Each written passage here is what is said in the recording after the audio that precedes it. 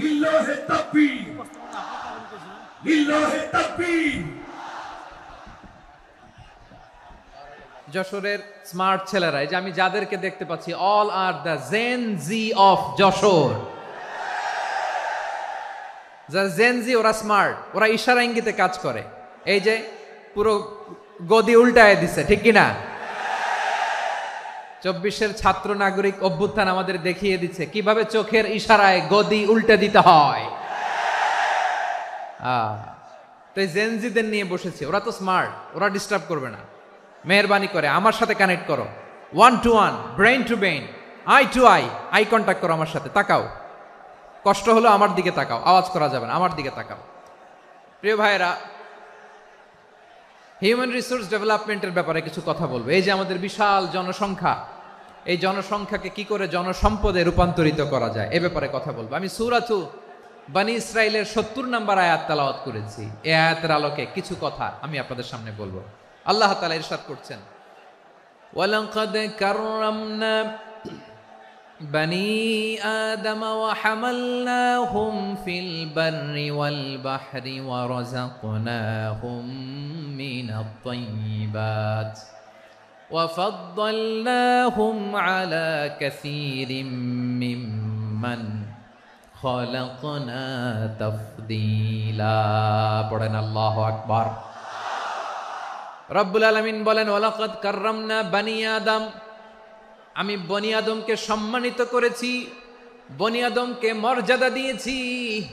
ওয়া হামালনাহুম ফিল বাররি ওয়াল বাহর, বনী আদমকে জলে স্থলে, স্থলে এবং সমুদ্রে চলাচলের বাহন দিয়েছি। ওয়া রাযাকনাহুম মিনাত তাইয়্যিবাত, তাদেরকে পবিত্র রিজিকের বন্দোবস্ত করেছি। ওয়া ফাদ্দালনাহুম আলা কাসীরিম মিম্মান খালাকনা তাফদীলা, আর আমি আল্লাহ যাদেরকে সৃষ্টি করেছি তাদের মধ্য থেকে বনী আদমকে আমি শ্রেষ্ঠ বানিয়েছি। আমরা শ্রেষ্ঠ, আমরা আশরাফুল মাখলুকাত। আমরা কি? এই যে এমনি চিল্লাচিল্লি করে, জিজ্ঞাসা করলে বলে না। আমরা আশরাফুল মাখলুকাত। আমরা কি? শ্রেষ্ঠ, সবার চেয়ে সেরা। আমাদের মতো করে আল্লাহ কাউকে বানায় নাই। 2 পায়ে ভর করে, শির দ্বারা এরকম স্ট্যান্ড রেখে মাথা উঁচু করে দাঁড়াতে পারে এরকম কোন প্রাণী পৃথিবীতে আছে? এজন্য আল্লাহ বলেন, ওয়ালাকাদ কাররামনা বনী আদম, আমি বনী আদমকে সম্মানিত করেছি, তাদেরকে আমি মর্যাদা দিয়েছি। তাদেরকে আমি যত মর্যাদা দিয়েছি আমার কোন সৃষ্টিকে এত মর্যাদা দেই নাই। পড়েন সুবহানাল্লাহ। I have dignified the status of the sons of Adam, আদমের সব সন্তানের মর্যাদা আমি বাড়িয়েছি। আল্লাহ এখানে বলেননি ওয়ালাকাদ কাররামনাল মুমিনিন, আমি মুমিনের মর্যাদা বাড়িয়েছি, বলেছেন? আল্লাহ এখানে বলেন নাই ওয়ালাকাদ কাররামনাল মুসলিমিন, আমি মুসলিমের মর্যাদা বাড়িয়েছি। আল্লাহ বলেছেন ওয়ালাকাদ কাররামনা বনী আদম, আমি বনী আদমের সম্মান বাড়িয়েছি। হোক সে মুমিন কিংবা কাফের, মুসলিম কিংবা মুশরিক, আস্তিক কিংবা নাস্তিক, আরব কিংবা অনারব, যেই হোক না কেন, আদম সন্তান সবগুলার মর্যাদা বাড়ায় দিয়েছে কে? সবার মর্যাদা আল্লাহ বাড়িয়েছে। মানুষ হিসেবে মর্যাদা। বিশ্বনবী সাল্লাল্লাহু আলাইহি ওয়াসাল্লাম ইহুদির লাশ দেখে দাঁড়িয়ে গেলেন। কার লাশ? আমার যশোরের ভাইয়েরা আওয়াজ করে বলুন, কার লাশ? ইহুদির লাশ দেখে দাঁড়ায় গেলেন। সাহাবারা বললেন, ইয়া রাসূলুল্লাহ, আপনি দাঁড়ালেন যে, এটা তো ইহুদির লাশ। বিশ্বনবী বললেন, আওয়ালাইসাত নাফসান, এটা কি মানুষ নয়? এটা হোক ইহুদি হোক খ্রিস্টান, এটা তো মানুষ। আমি মানুষ দেখে দাঁড়িয়েছি। আই স্যালিউট দ্য হিউম্যানিটি, আমি মানবতাকে সম্মান করেছি। পড়েন সুবহানাল্লাহ।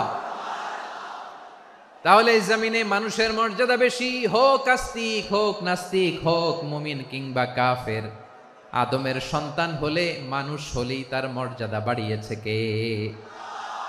আমার কলিজার টুকরা যশোরের ভাইয়েরা, মানুষের মর্যাদা আল্লাহ এত বাড়িয়েছেন, মানুষ জীবিত থাকলেও যেমনি মর্যাদাবান, মরে গেলেও মর্যাদাবান। সুবহানাল্লাহ পড়েন। মানুষ মরে গেলে এই ডেড বডিটা কি হয়? পচে যায়, গলে যায়, মাটির সাথে মিশে যায়। তাই বলে আপনি ডেড বডির সাথে যাচ্ছে তাই করতে পারবেন না। পারবেন? কেউ যদি অন্যায় করে, তাকে যদি আপনি শাস্তির আওতায় আনেন, যা মনে চায় করতে পারবেন না। তারা আগুন দিয়ে পোড়াতে পারবেন না, নাক কাটতে পারবেন না, কান কাটতে পারবেন না, অঙ্গ বিকৃতি করতে পারবেন না। কারণ মানব জাতির মর্যাদা স্বয়ং দিয়েছে কে? ডেড বডি পচে যাবে, গলে যাবে, তারপর ইসলাম বলে না, খবরদার, এই মরা লাশটারও একটা মর্যাদা আছে না নাই? ইসলাম বলে এই লাশটা গলে যাবে, পচে যাবে, কিন্তু এটার অমর্যাদা করো না। কর্পূর দিয়ে, খেজুর পাতা দিয়ে এটাকে ওয়ার্ম ওয়াটার দিয়ে, গরম পানি দিয়ে ধৌত করো, সাদা শুভ্র ধবধবে কাপড় দিয়ে লাশটাকে তুমি কাভার করো, তারপরে খাটিয়ার মধ্যে লাশটাকে রেখে বিশাল একটা প্রোগ্রাম করো, একটা ফিউনারাল প্রোগ্রাম করো। ওই প্রোগ্রামের ডানে বায়ে পেছনে লাশটারে রাখলে হবে না, প্রোগ্রামের একেবারে সামনটাতে তুমি লাশটাকে রাখো। সুবহানাল্লাহ। একটা ফিউনারাল প্রোগ্রাম করতে হবে, তাকে শেষ বিদায় জানাতে হবে, যেটাকে আমরা জানাজা বলি। কি বলি? জানাজা মানে মাইয়েতের জন্য দোয়া, তার জন্য দোয়া করা হয়, তাকে একটা সিস্টেমেটিক অর্ডারে কবরে রাখা হয়, সুন্দরভাবে সেটাকে কবরস্থ করা হয়, মাটি দেয়া হয়, পানি দেয়া হয়। তার মানে মরে গেলেও মানুষের সম্মান বাড়ায় দিয়েছে কে? এজন্য আল্লাহ বললেন ওয়ালাকাদ কাররামনা বানি আদম, বনি আদমের সম্মান মর্যাদা আমি আল্লাহ বাড়িয়ে দিয়েছি। মানুষের সম্মানে তুমি কখনো আঘাত করো না, ঠিক কি না? তাহলে ভাই, প্রথম মেসেজ হচ্ছে, the first and foremost message tonight to the people of জাসর। আল্লাহ বলেন, I have dignified the status of son of Adam. আমি বনি আদম সবার মর্যাদা বাড়িয়ে দিয়েছি, হোক আস্তিক নাস্তিক, হোক কাফের কিংবা মুশরিক, তার মর্যাদা বাড়াই দিছে কে? যখন বন্যা হয়, আমরা ত্রাণ নিয়ে যাই, আমরা শুধু মুসলমানদেরকে ত্রাণ দেই নাকি? হ্যাঁ, আমরা মুসলমানকেও দেই, অমুসলমানকেও দেই, হিন্দুকেও দেই, বৌদ্ধকেও দেই। যেখানেই মানবতা বিপন্ন, সেখানে ইসলামের হেল্পিং হ্যান্ড আছে না নাই? সুবহানাল্লাহ। কি দিন আমরা পেয়েছি, কি বিধান আমরা পেয়েছি। ওয়ালাকাদ কাররামনা বানি আদম, আমি বনি আদমকে সম্মানিত করেছি। এরপর আল্লাহ বললেন ওয়া হামালনাহুম ফিল বাররি ওয়াল বাহর, মানুষকে স্থলে এবং সমুদ্রে চলাচলের বাহন আমি দিয়েছি। স্থলে কিভাবে চলবে, জলে কিভাবে চলবে, এই বাহনের ব্যবস্থা করেছে কে? এই জেনজি, এই স্যামড়া, ইরাম করতেছো কিসের জন্য? হ্যাঁ, ইরাম করলে চলবি? হ্যাঁ, বস বস বস বস। আওয়াজ করতেছো কেন? দিবানা, কথা বলতে দিবানা আমাকে? তো এইটা বুঝি তোমাদের ভালোবাসার নমুনা? তোমাদের ভালোবাসার কারণে যদি আমি কোথাও দাঁড়াতেই না পারি, কোথাও বসতে না পারি, কোথাও দুটা কথা বলতে না পারি, এই ভালোবাসা দিয়ে কি হবে আমার? বরং ঘামতে ঘামতে ঘর্মাক্ত হব, রক্তাক্ত হব। কিন্তু সেন্ট্রাল থেকে, সেন্ট্রালি যে ইনস্ট্রাকশন আসবে, সেই ইনস্ট্রাকশনের এক চুল আমরা ডানে বায়ে যাব না। এইটা গণজাগরণের জন্য এইটা দরকার, ইসলামী বিপ্লবের জন্য এইটা দরকার। তো আধা ঘন্টা ধরে যদি তোমাদেরকে থামানোই না যায়, এই লস্কর দিয়ে আমি কি করব? আল্লাহর ওয়াস্তে নো নো নো স্লোগান, চুপচাপ একেবারে আমার দিকে তাকাও। আল্লাহ বললেন ওয়া হামালনাহুম ফিল বাররি ওয়াল বাহর, জলে স্থলে আমি চলাচলের যানবাহনের ব্যবস্থা করেছি। আমরা স্থলে ঘোড়ার উপরে চড়ি, উটের উপরে চড়ি, গাড়ির উপরে চড়ি। এই যে গাড়ির ইঞ্জিন বানাইছি আমরা, এটার মেধা দিয়েছে কে? আবার সাগরের মধ্যে আমরা নৌযান, জলযান, বড় বড় জাহাজ দিয়ে এক মহাদেশ থেকে আরেক মহাদেশ যাই, এক দেশ থেকে মালামালগুলো আরেক দেশে পাঠাই। সাগরের ভেতরে নৌকাগুলোরে ধরে রাখলো কে? ওয়াল ফুলকিল্লাতি তাজরি ফিল বাহরি বিমা ইয়ানফাউন নাস, মানুষের উপকার আছে এরকম সরঞ্জামাদি নিয়ে সাগরের উপরে বিশাল বিশাল জলযানগুলো চলে। এগুলো ডুবে যায় না, কাত হয়ে যায় না, পড়ে যায় না। এগুলোকে স্থিতিস্থাপকতাকে ঠিক করে রাখলো কে? আপনারা জাহাজ দেখেছেন? জাহাজ, হ্যাঁ, বাড়ি চট্টগ্রাম হইলে দেখতে পারতেন। দেখছেন? বিশাল বিশাল জাহাজ, বিশাল জাহাজ মালামাল নিয়ে এক মহাদেশ থেকে আরেক মহাদেশে যায়। গত মাসে আমার জাপান সফর ছিল। এই যে বাংলাদেশে যে গাড়িগুলো চালান, বেশিরভাগ গাড়ি আসে কিন্তু জাপান থেকে। হাজার হাজার গাড়ি একটা জাহাজ বহন করতে পারে, হাজার হাজার গাড়ি। এটারে সাগরের মধ্যে ভাসাইলো কে? সবাই বলুন, ভাসালো কে? হাজার হাজার গাড়ি নিয়ে জাপানিজ গাড়িগুলো আমাদের চট্টগ্রামের এয়ারপোর্টের বন্দরে ভিড়ে। যুক্তরাষ্ট্রে আমি দেখেছি বিশাল বিশাল জাহাজ। আপনারা টাইটানিক জাহাজের নাম শুনেছেন? টাইটানিকেরও 8 গুণ 10 গুণ বড়। সুবহানাল্লাহ কইবেন না?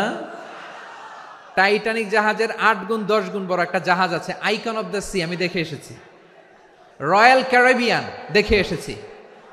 সাগরের সামনে জেটিতে যখন দাঁড়ালাম, জাহাজটা যখন যায়, আমার মনে হচ্ছে একটা শহর, গোটা শহর, the entire city is floating on the water.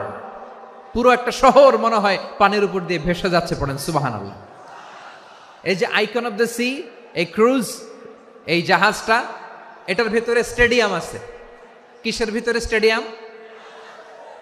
কথা বুঝে নাই বোধহয়। স্টেডিয়াম কিসের ভিতর?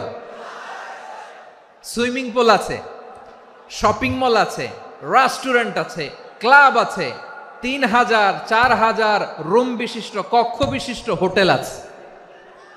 এই সবগুলোর নিয়ে এগুলো চলে সাগরের এই দোলার মধ্যে, জলোচ্ছ্বাসের মধ্যে, এই সাগরের ভেতরে এই জাহাজগুলোর ভাষায় রাখছে কে?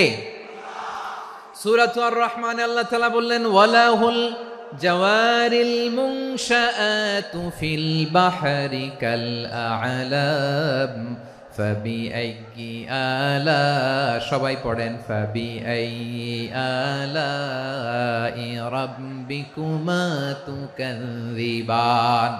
পাহাড় সম বড় বড় জাহাজগুলো মাল বোঝাই করে সাগরের মধ্যে ভেসে বেড়ায়। এগুলো দিয়ে মালামাল বহন করা যায়, মানুষরা এক দেশ থেকে আরেক দেশে যায়। এই জাহাজগুলোর সাগরের ভেতরে ভাসায় রাখলো কে? এই আয়াতের ভেতরে আল্লাহ তাআলা সূরাতু বনী ইসরাঈলের এই চমৎকার আয়াতের ভেতরে আল্লাহ তাআলা বেসিকলি মানব জাতির প্রতি তার 4টি স্পেশাল অনুগ্রহের কথা বলেছেন। কয়টি? 2টা বলে ফেলছি। 1 নাম্বার, ওয়ালাকাদ কাররামনা বনী আদম, আমি বনী আদমের সম্মান বাড়াইছি। নাকি মুসলমানদের? নাকি মুসল্লিদের? কার সম্মান বাড়িয়েছি? বনী আদমের। তাহলে human dignity, the first part of the verse talks about the human dignity. 2 number অংশ আল্লাহ তাআলা বললেন, ওয়া হামালনাহুম ফিল বাররি ওয়াল বাহর, স্থলে এবং সমুদ্রে আমি তাদের জন্য চলাচলের বাহন দিয়েছি। সুবহানাল্লাহ। তার মানে smooth movement on land and sea, জলে এবং স্থলে যাতে আমরা স্মুথলি মুভ করতে পারি আল্লাহ তাআলা দিয়েছেন। 3 নাম্বার আল্লাহ তাআলা বললেন, ওয়া রাযাকনাহুম মিনাত তাইয়্যিবাত, মানুষের জন্য আমি পবিত্র রিজিকের ব্যবস্থা করেছি। জলে এবং স্থলে যত প্রাণী আছে সবগুলা প্রাণীকে রিজিক দেয় কে? আমাদেরকে রিজিক দেয় কে? সাগরের মাছগুলোকে, বড় বড় তিমি মাছগুলোরে রিজিক দেয় কে? বাতাসের মধ্যে ভেসে বেড়ানো বড় বড় পাখিগুলো, স্ক্যান্ডিনেভিয়ান কান্ট্রি থেকে লক্ষ লক্ষ কোটি কোটি পাখিগুলো যে এক দেশ থেকে আরেক দেশে ট্রান্সফার হয়, এগুলোর রিজিক দেয় কে? রব্বুল আলামিন বলেন, ওয়ামা মিন দাব্বাতিন ফিল আরদি ইল্লা আলাল্লাহি রিজকুহা ওয়া ইয়ালামু মুস্তাকাররাহা ওয়া মুস্তাওদাআহা কুল্লুম ফি কিতাবিম মুবিন। আল্লাহু আকবার। রব্বুল আলামিন বলেন, ভূপৃষ্ঠে বিচরণশীল যত প্রাণী আছে সব প্রাণীগুলোকে আমি আল্লাহ আমার নিজের কুদরতে রিজিকের বন্দোবস্ত করি। এই প্রাণীগুলো কোথায় থাকে, কোথায় যায়, সব জায়গায় আমি রিজিক পৌঁছে দেই। রিজিক কেউ দিতে পারে না, রিজিকের মালিক কে? রিজিকের মালিক তিনি আল্লাহ। এজন্য আল্লাহ তাআলা বললেন, ওয়া রাযাকনাহুম মিনাত তাইয়্যিবাত। এরপর আল্লাহ বললেন, ওয়া ফাদ্দালনাহুম আলা কাসীরিম মিম্মান খালাকনা তাফদীলা। আমি যত প্রাণী সৃষ্টি করেছি সকল প্রাণীর মধ্যে মানুষের মর্যাদা, শ্রেষ্ঠত্ব আমি দিয়েছি। সুবহানাল্লাহ পড়েন। তাহলে 1 নম্বরে আল্লাহ বললেন, আমি বনি আদমের মর্যাদা বাড়ালাম। এরপরে বললেন, স্থলে এবং সমুদ্রে চলাচলের জন্য যানবাহন দিলাম। 3 নম্বরে আল্লাহ বললেন, পবিত্র রিজিকের ব্যবস্থা করে দিলাম। এরপরে আল্লাহ বললেন, যত প্রাণী আছে, সৃষ্টি আছে, সবগুলার উপরে আমি মানুষকে শ্রেষ্ঠত্ব দিলাম। সুবহানাল্লাহ। তাহলে সবচেয়ে বেশি শ্রেষ্ঠত্ব মানুষের। কার? মানুষের। শুধু তাই নয় প্রিয় ভাইরা, আকাশ এবং জমিনে যা কিছু আছে সবকিছু মানুষের জন্য, মানুষের কল্যাণে, মানুষের প্রয়োজনে, মানুষের বশীভূত করে সৃষ্টি করেছেন কে? রব্বুল আলামিন বলেন, হুয়াল্লাযী খালাকা লাকুম মা ফিল আরদি জামিআ, এই জমিনের মধ্যে যা কিছু আমি আল্লাহ সৃষ্টি করেছি সব কিছু আমি মানুষের জন্য সৃষ্টি করেছি। পড়েন সুবহানাল্লাহ। হুয়াল্লাযী খালাকা লাকুম মা ফিল আরদি জামিআ, যা আছে সব আমাদের জন্য, সব আমাদেরকে সার্ভিস দেওয়ার জন্য, আমাদের উপকারের জন্য, আমাদের কল্যাণের জন্য। আওয়াজ করে সবাই পড়ুন আল্লাহু আকবার। অন্য আয়াতে আল্লাহ বললেন, ওয়াসাখখারা লাকুম মা ফিস সামাওয়াতি ওয়া মা ফিল আরদি জামিআম মিন ইন্না ফি যালিকা লাআয়াতিন লিকাউমি ইয়াতাফাক্কারুন।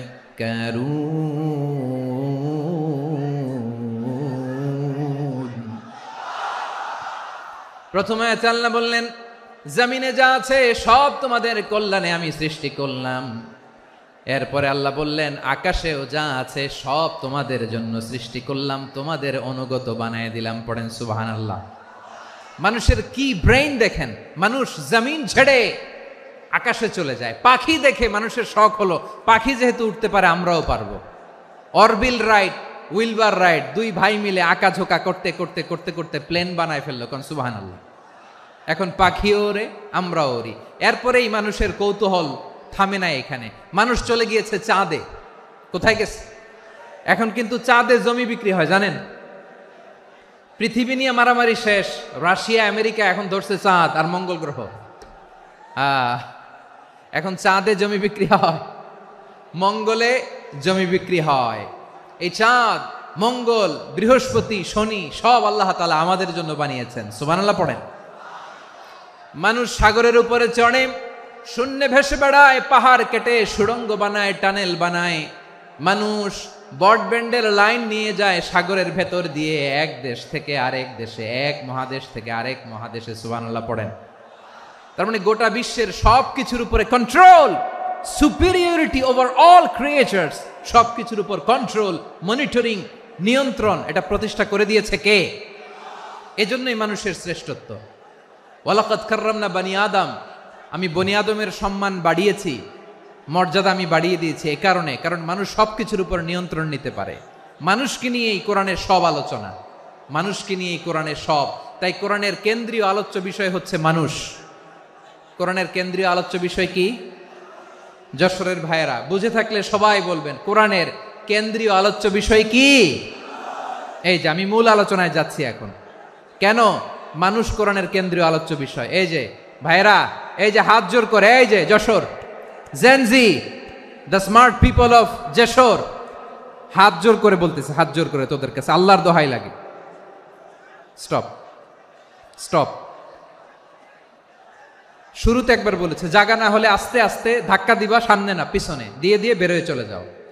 এলইডিতে দেখো, এই যে আল্লাহর ওয়াস্তে জায়গা না হলে ওদিকে যাও। কোরআনের মাহফিলে বিশৃঙ্খলা, এটা কাফিরদের আলামত। কাফিররা শীষ দিত, শীষ। বিশ্বনবী কোরআনের তাফসির করলে কাফিররা শীষ দিত আর ক্ল্যাপিং করত, হুইসেল অ্যান্ড ক্ল্যাপিং। তো আমরা কি এখানে বিশৃঙ্খলা করতে আসছি? তো বারবার থামানো লাগে কেন?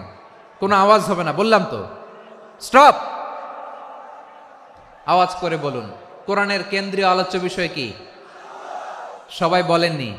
এতগুলো মানুষ উত্তর দিলে এতটুকু আওয়াজ হয়, অন্তত আমি বিশ্বাস করি না। যশোর, আওয়াজ করে বলো, কোরআনের কেন্দ্রীয় আলোচ্য বিষয় কি? মানুষ। এই মানুষ কোরআনের কেন্দ্রীয় আলোচ্য বিষয়। মানুষকে আল্লাহ স্বাধীনতা দিয়েছেন। ফামান শাআ ফালইউমিন ওয়া মান শাআ ফালইয়াকফুর। চাইলে মুমিন হতে পারো, চাইলে কাফের হতে পারো, তোমার ইচ্ছা। তবে জেনে রাখো, মুমিন হলে পাবা জান্নাত, কাফির হলে পাবা জাহান্নাম। নাও দ্য ডিসিশন ইজ ইয়ার্স। সিদ্ধান্ত তোমার, জান্নাতে যাবা না জাহান্নামে যাবা। যশোরের ভাইয়েরা আওয়াজ করে বলুন, কই যেতে চান, জান্নাতে না জাহান্নামে? ডান দিকে না বাম দিকে? ডানপন্থী না বামপন্থী? চিল্লা চিল্লি না চুপচাপ? চুপচাপ কয়ে আবার চিল্লাচিল্লি শুরু করে দিচ্ছে। মাশাআল্লাহ। তাহলে কোরআনের কেন্দ্রীয় আলোচ্য বিষয় মানুষ। আমার সাথে থাকতে হবে, তোমাদেরকে নিয়ে আমি আলোচনা শেষ পর্যন্ত যাব। অনেক গুরুত্বপূর্ণ কথা বাকি আছে, আমাকে সহযোগিতা করতে হবে। মাশাআল্লাহ, এই তো ঠান্ডা হয়েছে। হ্যাঁ, ঠিক আছে ঠিক আছে ঠিক আছে। মানুষকে আল্লাহ এত স্বাধীনতা দিয়েছেন, মানুষ চাইলে অনেক ভালো হইতে পারে। ভালোর রাস্তাও খোলা, খারাপ হওয়ার রাস্তাও খোলা। ভালো হইলে মানুষ অনেক ভালো, খারাপ হইলে অনেক খারাপ। ভালো হইলে সবচেয়ে ভালো, খারাপ হইলে সবচেয়ে খারাপ। এজন্য সিদ্ধান্ত আপনাকে নিতে হবে। আল্লাহ তাআলা বলছেন, লাকাদ খালাকনাল ইনসানা ফি আহসানি তাকওয়িম সুম্মা রাদাদনাহু আসফালা সাফিলিন। আমি মানুষকে অনেক সুন্দর অবয়বে, সুন্দর আকৃতিতে সৃষ্টি করেছি। তার শুধু চেহারার ডিজাইনটাই সুন্দর নয়, তার ব্রেনটা বড্ড সুন্দর, তার মানসিকতা বড্ড সুন্দর, তার সৃজনশীলতা বড্ড সুন্দর। পড়েন সুবহানাল্লাহ। আমাদের চেহারা, অবয়ব, ডিজাইন যে সুন্দর তা না, আমাদের ব্রেনটা অনেক সফিস্টিকেটেড ব্রেন, অনেক সফিস্টিকেটেড। এই 1.5 কেজি ব্রেন ইউজ করে মানুষ গোটা বিশ্বে সভ্যতা বিনির্মাণ করেছে, ঠিক কিনা? এই ব্রেন আল্লাহ তাআলা আমাকে দিয়েছে। এটারে কাজে লাগালে, আপনার 6 সেন্স কাজে লাগালে আপনি অনন্য মানুষ হয়ে উঠবেন, মহামানবে রূপান্তরিত হবেন। মানুষ হতে পারে, চাইলেই মহামানব হতে পারে। আবার যদি মানুষ চায় খারাপও হতে পারে। আল্লাহ বললেন শুধু ভালোই না, ভালো হতে চাইলে অনেক ভালো তুমি হতে পারো, আবার খারাপ হতে চাইলে অনেক খারাপ তুমি হতে পারো। সুম্মা রাদাদনাহু আসফালা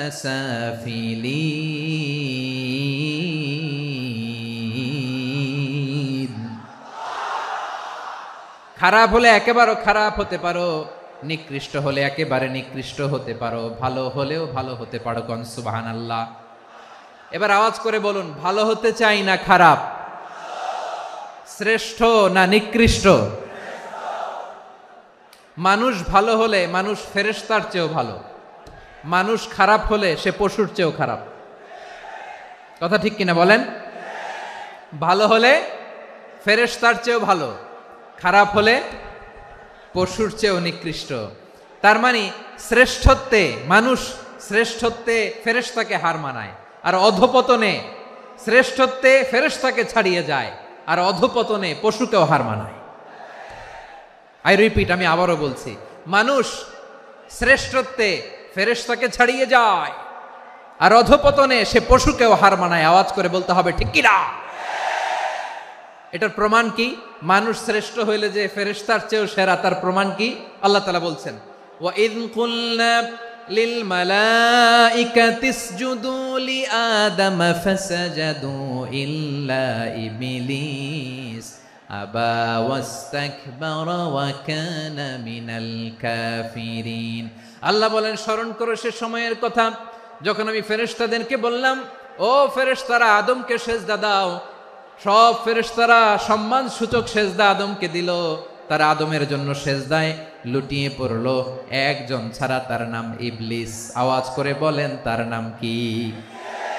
সে অহংকার প্রদর্শন করলো, সে কাফের হয়ে গেল, বাকি সব ফেরেশতারা সেজদা দিল। সুবহানাল্লাহ। আবার আদম আলাইহিস সালামকে আল্লাহ জিজ্ঞেস করলেন, সব বলে দিল উত্তর, কিন্তু ফেরেশতাদেরকে একই প্রশ্ন জিজ্ঞেস করলেন, তারা উত্তর করতে পারে নাই। তার মানে এর মধ্য দিয়ে প্রমাণিত হয়, মানুষ ভালো হলে ফেরেশতার চেয়েও ভালো, ফেরেশতার চেয়েও মানুষের মর্যাদা বাড়িয়ে দিয়েছে কে? সব নূরের ফেরেশতা যখন মাটির আদমকে সেজদা দেয়, এটা প্রমাণ করে ফেরেশতার চেয়েও মানুষের মর্যাদা বাড়িয়ে দিয়েছে কে? তুমি মাটির আদমকে প্রথম সৃষ্টি করিয়া ঘোষণা করিয়া দিলে শ্রেষ্ঠ বলিয়া, তাই তো নূরের ফেরেশতা করে আদমকে সেজদা। ঠিক কিনা বলেন? তাই তো নূরের ফেরেশতা করে আদমকে সেজদা, সবার চেয়ে সম্মান দিলে মাটির আদমকে। আল্লাহু আল্লাহু তুমি জাল্লে জালালুহু, শেষ করা তো যায় না গে তোমার গুণগান। পড়েন না? পড়েন, আল্লাহু আল্লাহু তুমি জাল্লে জালালুহু, শেষ করা তো যায় না গে তোমার গুণগান। আল্লাহু আল্লাহু, আল্লাহু আকবার।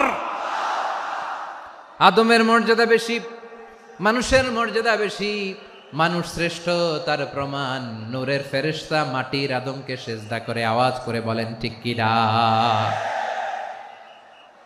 তাহলে মানুষ ভালো হলে ফেরেশতার চেয়ে ভালো। আবার মানুষ যদি খারাপ হয় সে পশুর চেয়েও খারাপ, অধপতনে পশুত্বকে হার মানায়। তার প্রমাণ কি? তার প্রমাণ হচ্ছে যশোরের ভাইরা দেখবেন পত্রিকায়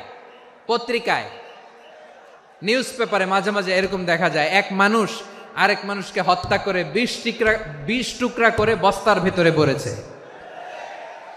আপনারা এই নিউজ পড়েন নাই না? দেখেন নাই? দেখছেন? মানুষ মানুষকে হত্যা করে কয় টুকরা? জোরে বলেন। এখানেই ক্ষান্ত হয় না, আবার কোথায় ভরছে? বস্তার ভেতরে। আচ্ছা, বুঝে থাকলে আওয়াজ করে বলেন, কোনদিন শুনছেন একটা হাতি আর একটা হাতিকে হত্যা করে 20 টুকরা করছে, এরপরে বস্তার ভিতরে ভরছে? হয়েছে? তাহলে দেখেন, মানুষ যদি খারাপ হয় সে পশুকেও হার মানায়। চিল্লায় বলো ঠিক কিনা? এমনও দুশ্চরিত্র মানুষ আছে যার নজর থেকে 6 মাসের ছোট্ট মেয়ে থেকে শুরু করে 80 বছরের বৃদ্ধারাও নিরাপদ নয়। পশুকেও হার মানে। মানুষের ঘর জ্বালিয়ে পুড়ে মেসাকার করে দেয়, জনপদের পর জনপদ জ্বালায় দেয়, এরকম আছে না নাই? তাহলে আমরা বুঝলাম মানুষ ভালো হলে অনেক ভালো, খারাপ হলে অনেক খারাপ। ও আমার কলিজার টুকরা যশোরের ভাইয়েরা, আসুন না 3 দিন ব্যাপী এই তাফসিরুল কোরআনের ঐতিহাসিক প্রোগ্রাম থেকে আমরা সিদ্ধান্ত নেই, আমরা ভালো মানুষ হব নাকি খারাপ মানুষ হব। কলিজা থেকে, প্রাণ থেকে আওয়াজ করে সবাই বলুন, ভালো মানুষ নাকি খারাপ মানুষ? ভালো মানুষ হইতে হবে। ভালো মানুষ যারা জগৎটাকে এনলাইটেন করবে, যারা সত্যের বীর সেনানী হয়ে দাঁড়াবে, যারা সত্যের পক্ষে কথা বলবে, যারা জালিমের মসনদকে ভেঙে খান খান করে দেবে, এরকম হওয়ার দরকার আছে না নাই? এরকম ভালো মানুষ আমরা হতে চাই কি চাই না? মানুষকে যত্ন নিলে মানুষ যে কত ভালো হয় আপনি কল্পনাও করতে পারবেন না। এই যে আপনাদের যশোরে যে ভালো ছেলেগুলো আছে, যে ভালো তরুণগুলো আছে, যে যুবকগুলো আছে, যে ভালো আলেমরা আছে, ভালো নেতারা আছে, সবাই যদি তাদের মতো হতো, পুরো যশোরটা একটা জান্নাতের টুকরা হয়ে যেত। আওয়াজ করে বলেন ঠিক কিনা? মানুষকে নার্চারিং করলে, মানুষকে পলিশ করলে, মানুষকে গ্রুমিং করলে, মানুষকে সঠিক তারবিয়া দিলে মানুষ অনন্য হয়ে ওঠে। প্রতিটি মানুষ অনন্য। আমি অনন্য, আপনি অনন্য, আমরা সবাই অনন্য। সুবহানাল্লাহ বলেন। মানুষকে আল্লাহ তাআলা দিয়েছেন অসীম ক্ষমতা। সুবহানাল্লাহ। একটা মানুষ পারে না এমন কিছু নাই। বিশ্বাস করতে হবে, মানুষ যা কল্পনা করতে পারে ওইটা মানুষ করে দেখাতে পারে। যশোরের ভাইয়ের, আই রিপিট, আমি আবারও বলছি, এই চিল্লাচিল্লি করলে আমার এই গুরুত্বপূর্ণ কথা তোমরা মিস করবা। কপাল পড়া হয়েও না, আওয়াজ করে কপাল পড়া হবে না। আমার দিকে তাকাও। মানুষ যা কল্পনা করতে পারে সেটা মানুষ করে দেখাতে পারে। তুমি তোমার কল্পনার রাজ্যকে সাজাও, তোমাকে হারাতে পারে এমন কোন শক্তি আল্লাহর জমিনে নাই। তোমার কি শক্তি, কি সম্ভাবনা তুমি জানোই না মিয়া। তুমি এদিকে তাকাও কেন? তোমার রাস্তা তো ওই দূরে। তুমি কোথায় যাবে, আল্লাহ তোমার টেনে কোথায় নিয়ে যাবে তুমি কিছুই জানো না। প্ল্যান বিগ, ড্রিম বিগ, কল্পনার শক্তিকে বড় করো। মানুষ যা কল্পনা করতে পারে মানুষ তা করে দেখাতে পারে। মানুষের কাছে অসাধ্য কিছু নাই, মৃত্যু ছাড়া, এক্সেপ্ট ডেথ। মৃত্যু ছাড়া মানুষ সবকিছুকে জয় করতে পারে। মৃত্যু ছাড়া যে কোনো অসাধ্যকে সাধন করার ক্ষমতা মানুষকে দিয়ে দিয়েছে কে? হারার জন্য তোমার জন্মই হয় নাই, তোমার জন্ম হয়েছে জিতার জন্য, বিজয়ের জন্য তোমার জন্ম। মানুষের শুরুটাই হয় বিজয় দিয়ে। যশোর, আওয়াজ করে বলো, মানুষের শুরু হয় কি দিয়ে? আমরা যখন আমার পিতার পৃষ্ঠদেশে ছিলাম, পিতার পৃষ্ঠদেশ থেকে শুক্রাণু যখন মায়ের গর্ভদেশে যেয়ে পড়ে, কতটা শুক্রাণু ভ্রমণ শুরু করে জানো? 20 কোটি শুক্রাণু। একবার সিমেন আউট হলে সেখানে 20 কোটি শুক্রাণু থাকে, ভ্রমণ শুরু করে। ওই 20 কোটি শুক্রাণুর মধ্য থেকে তুমি আমি আজকে এক বিকশিত শুক্রাণু মানব রূপে পৃথিবীতে এসেছি, সুবহানাল্লাহ। ওই 20 কোটি শুক্রাণুর প্রতিযোগিতায় সবাইরে পেছনে ফেলে সেদিন আমি সফল হয়েছিলাম, সেদিন আমি বিজয়ী হয়েছিলাম। সেদিন আমি এত ছোট ছিলাম, মাইক্রোস্কোপ দিয়েও আমার অস্তিত্ব টের পাওয়া যায় না। আমি এত তুচ্ছ ছিলাম, নগণ্য ছিলাম, আমার কান ছিল না, আমার চোখ ছিল না, আমার হাত ছিল না, আমার জন্য রিকমেন্ডেশন করার মতো মামু ছিল না, খালা ছিল না, কেউ ছিল না। তারপরেও ওই প্রতিযোগিতায়, ওই কম্পিটিশনে যখন আমারে কেউ হারাতে পারে নাই, আল্লাহর জমিনেও আমারে কেউ হারাতে পারে না। হারার জন্য তোমার জন্মই হয় নাই, তুমি আসছই জিতার জন্য, সুবহানাল্লাহ। বিশ্বনবী বলেন, আন্নাসু মাআদিন কামাআদিনি যাহাবি ওয়াল ফিদ্দা খিয়ারুহুম ফিল জাহিলিয়াতি খিয়ারুহুম ফিল ইসলাম। Peoples are like mines of gold and silver. সোনার খনি, রূপার খনি, এর চেয়েও বড় খনি হচ্ছে এই মানব সম্পদের খনি। আওয়াজ করে বলেন আল্লাহু আকবার। আল্লাহ তাআলা এই সম্পদ আমাদেরকে দিছে। বিশ্বনবী বলেন, মানুষ হচ্ছে খনির মতো। খিয়ারুহুম ফিল জাহিলিয়াতি খিয়ারুহুম ফিল ইসলাম।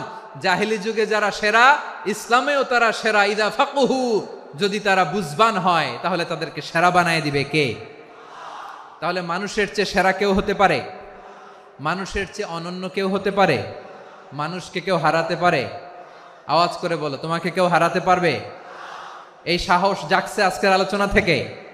আমি তুমি অনন্য, আমাকে তোমাকে হারায় দেওয়া এত সহজ না, ঠিক কিনা? একটা কথা জীবনের সাথে সেট করে নিতে হবে, আমি জিতি নয় শিখি, আমি কখনো হারি না।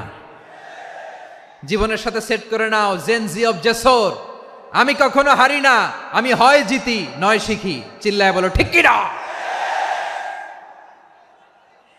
আমি কখনো হারি না, আমার হারানো এত সোজা না। কি সাহস জাগছে? বুকে সাহস জাগছে? তাকবীর পড়ো, লিল্লাহে তাকবীর। তাহলে বিশ্বনবী বলেন, নাসু মাআদিন, মানুষ হচ্ছে খনি। এই ধাক্কা ধাক্কি, আমি জানি এগুলো ভালোবাসার ধাক্কা ধাক্কি, এজন্য আমি সহ্য করে নেই। এগুলো যে ভালোবাসার ধাক্কা ধাক্কি, এটা আমরা বুঝি। পৃথিবীর কোন আইন, সিকিউরিটি প্রটোকল দিয়ে এটারে মানানো যাবে না, কারণ এটা তো ভালোবাসা, লাভ। লাভ কোনো আইন কানুন দিয়ে বাধা যায় না, মানানো যায় না, ঠিক কিনা বলো?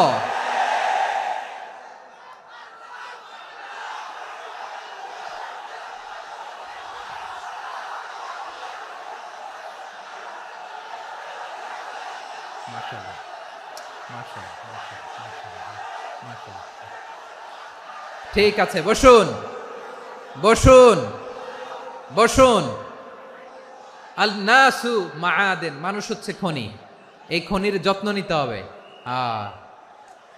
আমার মা বাবা যারা এসেছেন, আপনার ছেলে মেয়ের যত্ন নেন। আপনার ছেলের মধ্যে যে কি পটেনশিয়াল আপনি জানেন না। আপনার এই ছোট্ট অবুজ ছেলেটাই আগামী দিনের শায়েখ আহমদুল্লাহ হবে। আপনার হেফজখানায় পড়া ওই ছোট্ট ছেলেটাই আগামী দিনের আল্লামা মামুনুল হক হবে। আপনার ওই ছেলেটা আমির হামজা হবে, আব্দুল হাই সাইফুল্লাহ হবে। এভাবে বড় বড় আলেম হবে, তারা যুগশ্রেষ্ঠ আলেম হবে। সেই একদিন এই বাংলাদেশের পার্লামেন্টে যে বক্তব্য দিয়ে যশোরের পক্ষে কথা বলবে। আপনি জানেন না, কাউকে ছোট করবেন না আপনি, ওর কনফিডেন্স আপনি কমাবেন না, আপনি কমাতে পারেন না। প্যান্ডেলে আমার যে মা বোনেরা আছেন, ছেলে মেয়েদেরকে কখনো ছোট করে কথা বলবেন না। ও যে কোথায় যাবে আপনি জানেন না, আপনি মা হয়ে তাকে সাহস দিবেন, তার কল্পনার জগৎটাকে সাজাতে তাকে উৎসাহিত করবেন, ঠিক কিনা বলেন? আর আমার প্যান্ডেলের আমার প্রিয় শ্রদ্ধাশীলা মায়েরা বোনেরা, আপনারা তো আরো দামি সম্পদ। বিশ্বনবী বলেন, আর দুনিয়া কুল্লুহা মাতা। আল্লাহ আল্লাহ আল্লাহ, বিশ্বনবীর কথার ওজন দেখেন। আর দুনিয়া কুল্লুহা মাতা ওয়া খায়রু মাতা'আদ দুনিয়াল মারআতুস সালিহা। বিশ্বনবী বলেন, দুনিয়ায় যা দেখো সব আল্লাহর দেওয়া অ্যাসেট, মানে সম্পদ। আর এত অ্যাসেটের ভিড়ে সবচাইতে শ্রেষ্ঠ সম্পদ হচ্ছে নেককার নারী। সুবহানাল্লাহ। ভাইয়েরা বোনের সাথে খারাপ আচরণ করো না, সন্তান মায়ের সাথে খারাপ আচরণ করো না। আমাদের মায়েরা আমাদের asset, they are our priceless asset. কারণ এই মায়েদের পেটে এসেছে আল্লাহর ওলিরা, এই মায়েদের পেটে এসেছে খান জাহান আলী, এই মায়ের পেটে এসেছে শাহজালাল ইয়ামানি, এই মায়ের পেটে এসেছে আল্লাহর সব নবীরা। নাকি নবীরা আকাশ থেকে ধপ করে জমিনে নেমে আসছে? মায়ের পেটে আসছে। এই মায়ের পেটগুলো খনি। আমার সম্মানিতা মায়েরা, বোনেরা, নিজেকে ইসলাম দিয়ে সাজান, নিজেকে ইসলাম দিয়ে সাজান, নিজেকে পবিত্র রাখুন, নিজের আব্রু ইমান ইজ্জতের হেফাজত করুন, কোরআন পড়ুন, সুন্নাহ পড়ুন। আপনি জানেন না আপনার গর্ভে কে আসছে, কোন ক্ষণজন্মা পুরুষকে আল্লাহ তাআলা আপনার গর্ভে পাঠাবে আপনি জানেন না। মায়েরা, নিজেদেরকে পবিত্র রাখুন, ইসলাম চর্চা করুন, কোরআন চর্চা করুন, নৈতিকতা দিয়ে নিজেকে সাজান। যশোরের জেনজি, নিজেদেরকে প্রস্তুত রাখো আগামীর বাংলাদেশের জন্য। নৈতিকতা, মোরালিটি, ভ্যালিউজ দিয়ে নিজেকে সাজাও, ইসলাম দিয়ে নিজেকে সাজাও, কারণ আগামীর বাংলাদেশ ইসলামের বাংলাদেশ। বাংলাদেশের আসল পরিচয় ইসলাম।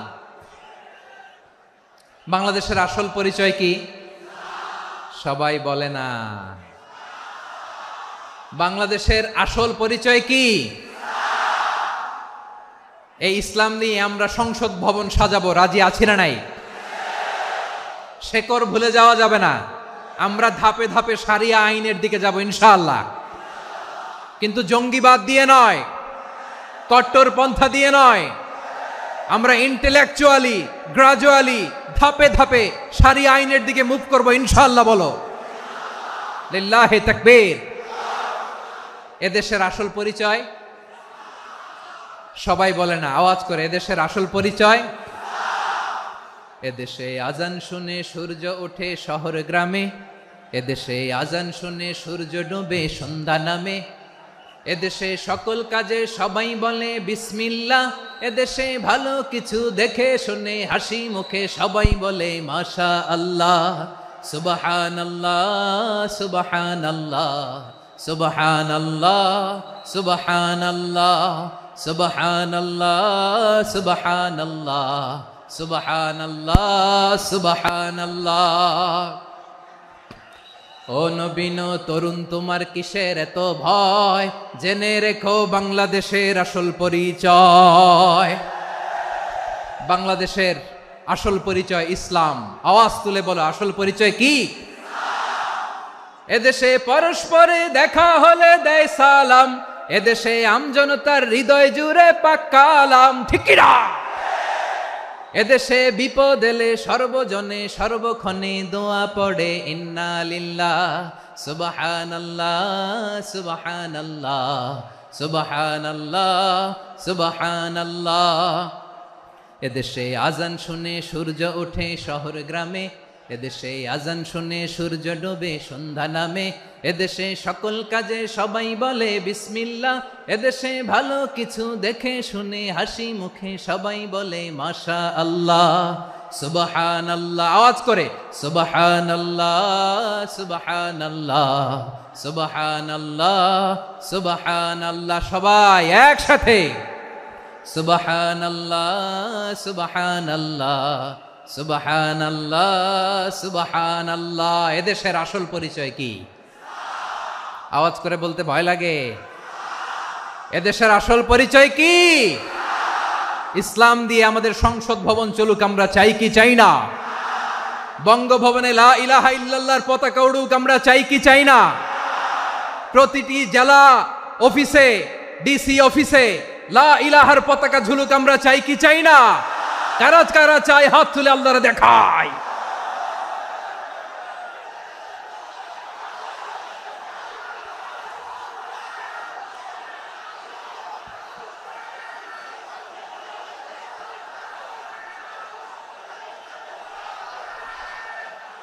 মাশাআল্লাহ, মাশাআল্লাহ, মাশাআল্লাহ, মাশাআল্লাহ। যশোর, আওয়াজ করে বলো, ভালো মানুষ না খারাপ মানুষ? বুঝে বলছো তো? মানুষ ভালো হলে যে কত ভালো। এই মানুষকে যত্ন নিলে, মানুষকে মানুষ বানালে যে সে কি হতে পারে শুনবা? হ্যাঁ, নাকি মোনাজাত দিয়ে দিব? শুনবা? তাহলে থামতে হবে। থামো, আমি যখন বলবো থামো থামো, তাকবীরের সময় দিলে তাকবীর, থামো থামো। মানুষকে যত্ন নিলে, এদিকে এদিকে, ড্রোন নামায় ফেলো, হয়েছে, ড্রোনের ফুটেজ হয়ে গেছে, এবার ড্রোন নামায় ফেলো, আমার দিকে তাকাও। মানুষকে, তোমরা এদিক সেদিক তাকালে তো গুরুত্বপূর্ণ পয়েন্ট মিস হয়ে যাবে। এদিকে এদিকে, হ্যাঁ মাস ঠিক আছে, এদিকে। মানুষকে যত্ন নিলে মানুষের মধ্যে যে আল্লাহ কি পটেনশিয়াল রেখেছে। আমি জাপানের দুইটা উদাহরণ দেই। জাপানের, এইভাবে এইভাবে হবে, হয় বসো নয় পেছনে, কথা নাই, কথা তো বলাই যাবে না, হারাম কথা বলা আজকে, একেবারে চুপ। আজকের জন্য হারাম করে দিছে আমি, এই কিছু সময়ের জন্য একেবারে নিষিদ্ধ। জাপানের দুইটা উদাহরণ দেই, খেয়াল করে একটু শুনেন, বুঝবেন। আল্লাহ, 2022 সালে জাপানের সাথে জার্মানির খেলা, ফিফা ওয়ার্ল্ড কাপ 2022। এক পক্ষে জাপান, আরেক পক্ষে কোন দেশ? কথা শোনে নাই। এক পক্ষে কোন দেশ, আরেক পক্ষে সবাই, এক পক্ষে আরেক পক্ষে। ওই খেলায় জিতেছিল জাপান, জিতেছিল 22 সালের এই ফিফা ওয়ার্ল্ড কাপে জাপান ফুটবল খেলায় জিতে। As a part of their celebration, তারা খেলার পরে পুরো স্টেডিয়ামটারে ক্লিন করে, the fan base of Japan, lakh lakh মানুষ খেলা দেখতে যায়, তো এত ডাস্টবিনও তো নাই, তো যারা ডাস্টবিনে জায়গা পায় নাই তারা এই যে চকলেটের প্যাকেট, পানির বোতল, চিপসের প্যাকেট তারা এদিকে সেদিকে রেখে দিয়েছে। জাপানের ভক্তরা, জাপানের ফলোয়াররা, as a part of their celebration, তারা খেলার পরে পুরো স্টেডিয়ামের সব ময়লা আবর্জনা ক্লিন করে তারপরে বিদায় নিয়েছে। তাদেরকে কি ক্লিন করার দায়িত্ব দেয়া হয়েছিল? এই যশোর, জাপানের যে ছেলেরা খেলা দেখতে গেছিল ওদেরকে কি ক্লিন করার দায়িত্ব দিছিল? তারা কি স্টেডিয়ামের পরিচ্ছন্নতা কর্মী? তাদের আকল, তাদের সিক্স সেন্স তাদেরকে বলেছে। ছোটবেলা থেকে জাপান গভর্নমেন্ট ওদেরকে এত পরিচ্ছন্নতা শেখায়, ক্লিনলিনেস অ্যাওয়ারনেস ক্যাম্পেইন করায়। ক্লাসে আমি দেখেছি, ক্লাসে নিজের বেঞ্চ নিজে মুছে, ক্লাসের মাঝখানে একটা সময় দেয়, নিজের টেবিল নিজে মুছে, নিজের ক্লাসরুমটা নিজে পরিষ্কার করে। রাস্তাঘাটে একটা ধুলা নাই, ময়লা নাই, একটা টিস্যু নাই। খেলার পরে গোটা বিশ্বকে তাক লাগিয়ে দিয়েছে। জাপানের ফ্যানরা সবার রেখে যাওয়া গার্বেজ, টিস্যু, বোতল পরিষ্কার করে তারপরে স্টেডিয়াম থেকে বিদায় নিয়েছে। আমরা কেন এমন হইতে পারলাম না? আমরা কেন এমন হইতে পারলাম না? জাপানের যারা এগুলো করছে ওদের 3টা করে চোখ না? চোখ তো 3টা, জাপানা লাগো, জাপানা লাগো, হাত তো 4টা, কান তো 6টা। হ্যাঁ, নাকি আমার মতো 2 হাত 2 কানালা মানুষ? চোখে দেখলে ওটা মানুষ না। চিন্তা করছেন? তার মানে জাপানিজদেরকে যে গ্রুমিং করে শিখানোর মাধ্যমে পরিচ্ছন্ন বানানো গেছে, ওরা যেমনি মানুষ আমরাও মানুষ। আমাদের সন্তানদেরকে শেখালে তারাও পারবে, পারবে কিনা? 2 নম্বর উদাহরণ বলি। চট্টগ্রাম ফেনীতে যারা গিয়েছেন, মেঘনা গোমতী ব্রিজ প্রকল্প নাম শুনছেন? মেঘনা একটা ব্রিজ পার হওয়া লাগে। এই মেঘনা গোমতী, এখানে 3টা ব্রিজ, কাঁচপুর সহ, এই 3টা ব্রিজের নির্মাণ কাজ, রেনোভেশনের কাজ দেয়া হয়েছিল জাপানের একটা কোম্পানিকে। কাকে? জাপানের কোম্পানি। নির্মাণ শেষে 738 কোটি টাকা বেঁচে গেছিল, এটা গভর্নমেন্টের হাতে দিয়ে তারা বিদায় নিয়েছে। কত টাকা? 738 কোটি টাকা।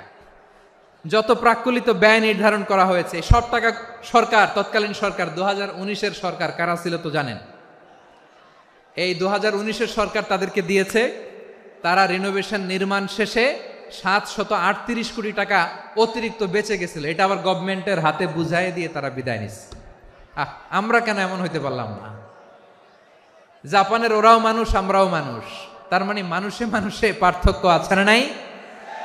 আচ্ছা, জাপানের 2টা উদাহরণ দিলাম, এবার আমার দেশের 2টা উদাহরণ দিব না? বাংলাদেশের 2টা উদাহরণ দিই। 1 নম্বর উদাহরণ, গত সপ্তাহে আপনারা জানেন কক্সবাজার আমার একটা প্রোগ্রাম ছিল, তো হেলিকপ্টারে গিয়েছিলাম। ফেনী জেলা যখন পার হচ্ছি আমি দেখলাম 3টা উইন্ডমিল। উইন্ডমিল চিনেন তো? বিশাল পিলার, 3টা 4টা পাখা থাকে। বায়ু বিদ্যুৎ কেন্দ্র, বাংলাদেশের প্রথম বায়ু বিদ্যুৎ কেন্দ্র এটা। মুহুরী প্রজেক্ট বলে ওটার, সম্ভবত মুহুরী প্রজেক্ট। তো সাগরের বাতাসের ঝাপটায় এটা ঘুরে এনার্জি হয়, ইলেকট্রিসিটি উৎপাদন হয়। তো আমি পাইলটকে বললাম, ভাই এগুলো থেকে কেমন ইলেকট্রিসিটি উৎপাদন হয়? কয় হুজুর একটুও হয় না, কিছুই হয় না। কিছুই হয় না মানে? বলে হুজুর বাংলাদেশে যত উইন্ড মিল আছে এটার পাখা একটাও ঘুরে না। আল্লাহ, বলেন কি? তাহলে এই যে কোটি কোটি টাকা ব্যয় করে যে উইন্ড মিল, কয় হুজুর ভিতরে ফিটফাট, উপরে ফিটফাট, ভিতরে সদরঘাট। তার মানে কোটি কোটি টাকা দিয়ে এই উইন্ডমিল বানায়, এখানে কিছু নাই। দুর্নীতির আড্ডাখানা, আখড়াখানা বাংলাদেশ, ঠিক কিনা বলেন? হায় রে, জাপানিজরাও মানুষ, আমরাও মানুষ। আমার এক নিকটাত্মীয় সরকারি চাকরিজীবী, উনি আমাকে বললেন, বাংলাদেশের আরেকটা উদাহরণ দেই। উনি আমাকে বললেন যে প্রতি বছর আমাদের অফিসের ফার্নিচার চেঞ্জ করে। আমি বললাম প্রতি বছর ফার্নিচার চেঞ্জ করে কেন? বলে যে ফার্নিচার নতুন পারচেজ করলেই তো ওইখানে টাকা, নতুন কিনতে পারলেই টাকা, নতুন উন্নয়নের সবক শোনাতে পারলেই টাকা। প্রথম আলোর রিপোর্ট, কি আলো? প্রথম আলোর রিপোর্ট, গত 15 বছরে উন্নয়নের নামে লুটপাট হয়েছে প্রায় 3.25 লাখ কোটি টাকা। কার রিপোর্ট? আমাদের বানানো কথা। প্রথম আলোর রিপোর্ট। গত 15 বছরে কারা ছিল জানেন তো? হ্যাঁ, শুধু ওনাদেরকেই দোষ দিয়ে লাভ নাই। স্বাধীনতার পর থেকে শুধু শাসকের হাত বদল হয়েছে, আমরা কিছু পাই নাই, ঠিক কিনা বলেন? শুধু ওনাদের দোষ দিয়ে কি লাভ? একদল খাইছে, আরেক দল খাওয়ার জন্য রেডি হয়ে আছে। আমরা এরকম চাই না। আমরা চাই স্বাধীন সার্বভৌম বাংলাদেশ। আমরা চাই দুর্নীতিমুক্ত বাংলাদেশ। আমি নিউজটা যে কতবার পড়লাম, এটা কি সম্ভব? 3.25 লাখ কোটি টাকা লুটপাট, মানে লুটপাট করতে করতে এদেশের জনগণকে ফুটপাতে বসায় দিচ্ছে। প্রিয় ভাইয়েরা, তাহলে জাপানের মানুষও মানুষ, আমরাও মানুষ। সিদ্ধান্ত আপনার, কোন মানুষ হবেন, ভালো মানুষ না খারাপ মানুষ? আজকের আলোচনার বিষয় হচ্ছে মানব সম্পদের উন্নয়ন, human resource development. It's a process to increase the capacity of knowledge, skill, capacity of the people of a country. একটা দেশের মানুষের জ্ঞান, তাদের দক্ষতা কি করে বাড়ানো যায়, বাড়িয়ে দেশের উন্নয়ন করানো যায়, এটাই হচ্ছে মানব সম্পদ উন্নয়নের মূল কথা। তাহলে মানব সম্পদ হচ্ছে একটা দেশের সবচাইতে শক্তিশালী পুঁজি। প্রাকৃতিক সম্পদ, খনিজ সম্পদের চেয়েও দামি হচ্ছে মানব সম্পদ। আমার প্রিয় যশোর, প্রাকৃতিক সম্পদ, খনিজ সম্পদের চেয়ে দামি সম্পদ কি সম্পদ? আল্লাহ তাআলা দয়া করে আমাদেরকে এই মানব সম্পদ দিয়েছেন। আসুন আমাদের এই মানুষগুলোকে আমরা সোনার মানুষ বানাই। রাজি আছেন তো সবাই? রাজি আছেন? মানুষ পারে না এমন কোনো কিছু নাই, চাইলে সব পারে। এজন্য মানুষকে তারবিয়া দিতে হবে, যথাযথভাবে তাদেরকে গড়তে হবে। আসুন আমরা সিরাতের আয়নায় বিশ্বনবীর জীবনী থেকে দেখি তিনি কিভাবে হিউম্যান রিসোর্সকে ম্যানেজ করতেন। যদি আপনাদের সময় হয়, দু একটা উদাহরণ দিয়ে আজকে আমি আমার আলোচনার বিদায় নিব। হবে সময় হবে কয়েক মিনিট? হ্যাঁ, শান্ত থাকবেন তো? শান্ত থাকবা? হ্যাঁ, ঠিক আছে। এই ধাক্কার মধ্যে ঢুকছে, এবার মজা বুঝতেছো তো? হ্যাঁ, মানা করছিলাম না?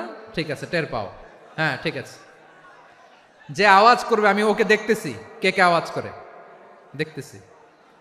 শেষ কথা, শেষের দিকে চলে আসছি। বিষ্ণু ইসলাম কিভাবে হিউম্যান রিসোর্সকে ম্যানেজ করতেন, মজার কথা আছে কয়েকটা, বলে বিদায় নিব। বিশ্বনবী কিভাবে এই মানব সম্পদকে ম্যানেজ করতেন। বিশ্বনবী he was a very good talent hunter, চৌকস ট্যালেন্ট হান্টার ছিল। কার মধ্যে কি ট্যালেন্ট আছে দেখলেই বুঝে ফেলতেন। সুবহানাল্লাহ পড়বেন না? কি নবী আমরা পেয়েছি! He was a very good talent hunter. আমার নবী তিনি চৌকস ট্যালেন্ট হান্টার ছিলেন। কার মধ্যে কি প্রতিভা বের করতেন, ওই প্রতিভাকে ইসলামের কল্যাণে কাজে লাগাতেন। সুবহানাল্লাহ বলেন। যাকে যেই জায়গায় সেট করলে ভালো হবে তাকে ওই জায়গায় সেট করতেন। কয়েকজন সাহাবীর জীবনী শোনাই। আবু মাহজুরা রাদিয়াল্লাহু তাআলা আনহু, মক্কার মুয়াজ্জিন, আগে ছিল মুশরিক, পরে হয়েছে মুমিন। উনি কিভাবে মুমিন হইলেন এই ঘটনাটা একটু আপনাদের শোনাতে চাই। তো আপনাদের তো সময় নাই হাতে। হ্যাঁ, সময় আছে? এই জেনজি শেষ করে দিল আজকের প্রোগ্রামটা। 1 ঘন্টা ধাক্কা ধাক্কি করে কেমনে দাঁড়ায় আছে আমি বুঝলাম না।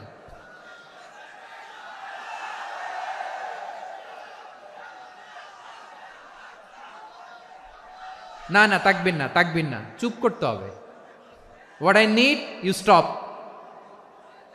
জাস্ট শাট আপ, চুপ। হ্যাঁ ঠিক আছে, এভাবে। আবু মাহজুরা রাদিয়াল্লাহু তাআলা আনহু কিভাবে মুসলিম হলেন আওয়াজ করে শুনেন।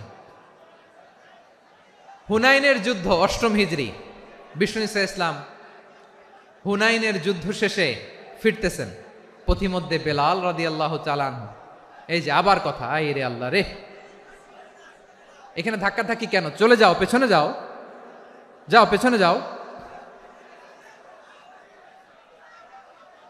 কি আজীব তামাশা, যেখানে যায় এখানে ধাক্কা ধাক্কি, মারামারি, গায়ের উপরে কাঁধের উপরে শাউটিং। অনেক গুরুত্বপূর্ণ কথা পয়েন্ট করে নিয়ে আসি যে বলবো, এই শাউট করার কারণে প্রোগ্রামটাই নষ্ট করে দেয়। আসছে আমার ভালোবাসা দেখাইতে, প্রোগ্রামটাই শেষ করে দিয়ে চলে যায়। স্টপ, আবার কথা বল, স্টপ। হুনাইনের যুদ্ধে 8ম হিজরি, কত হিজরি? সবাই বলেন না একটু, কত হিজরি?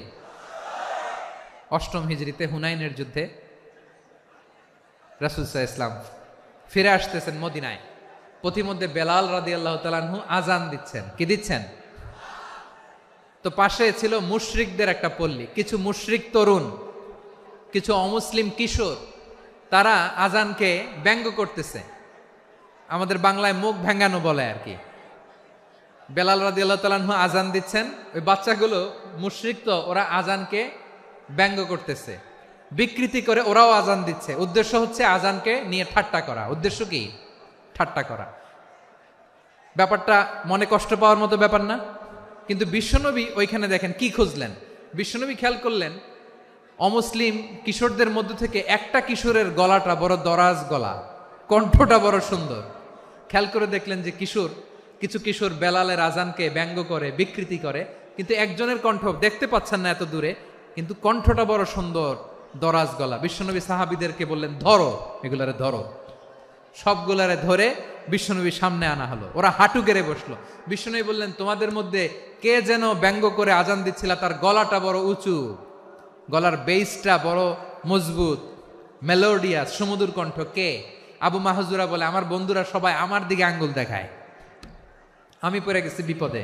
রাসূল সাল্লাল্লাহু আলাইহি ওয়াসাল্লাম বাকি অমুসলিম তরুণদেরকে ছেড়ে দিলেন, বললেন তোমরা যাও। এবার আবু মাহজুরারে পাইছে। আবু মাহজুরার চুলের মধ্যে হাত দিলেন বিশ্বনবী, মাথায় হাত দিয়ে বললেন, এবার আজান দাও দেখি। আবু মাহজুরা বলে, আমি তো আজান দিতে জানি না, কারণ আমি তো বেলালেরটা শুইনা দিছি, আমার তো মুখস্থ নাই, আমি তো আজান দিতে জানি না। বিশ্বনবী বললেন, জানো না? তাহলে আসো, আমি তোমারে শিখাই দেই। সুবহানাল্লাহ পড়েন। আবু মাহজুরা হাঁটু গেড়ে বসে, বিশ্বনবীর মোবারক হাত আবু মাহজুরার চুলের মধ্যে। বিশ্বনবী আজানের মুআল্লিম আবু মাহজুরাকে বলতেছে, ঠিক আছে তোমারে শিখাই দিচ্ছি, আমি যা যা বলবো আমার সাথে সাথে বলো, পারবা? আবু মাহজুরা বলে, পারবো। বিশ্বনবী আজান দিচ্ছেন, মাথায় হাত দিয়ে আল্লাহু আকবার, আল্লাহু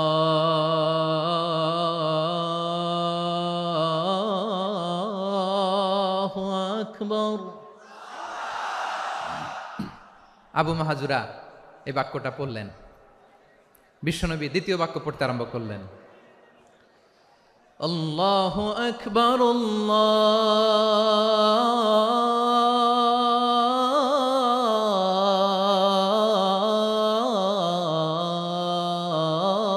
আল্লাহু আকবার।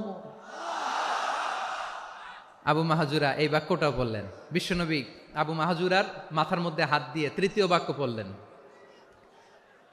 আশহাদু আল্লা ইলাহা ইল্লাল্লাহ।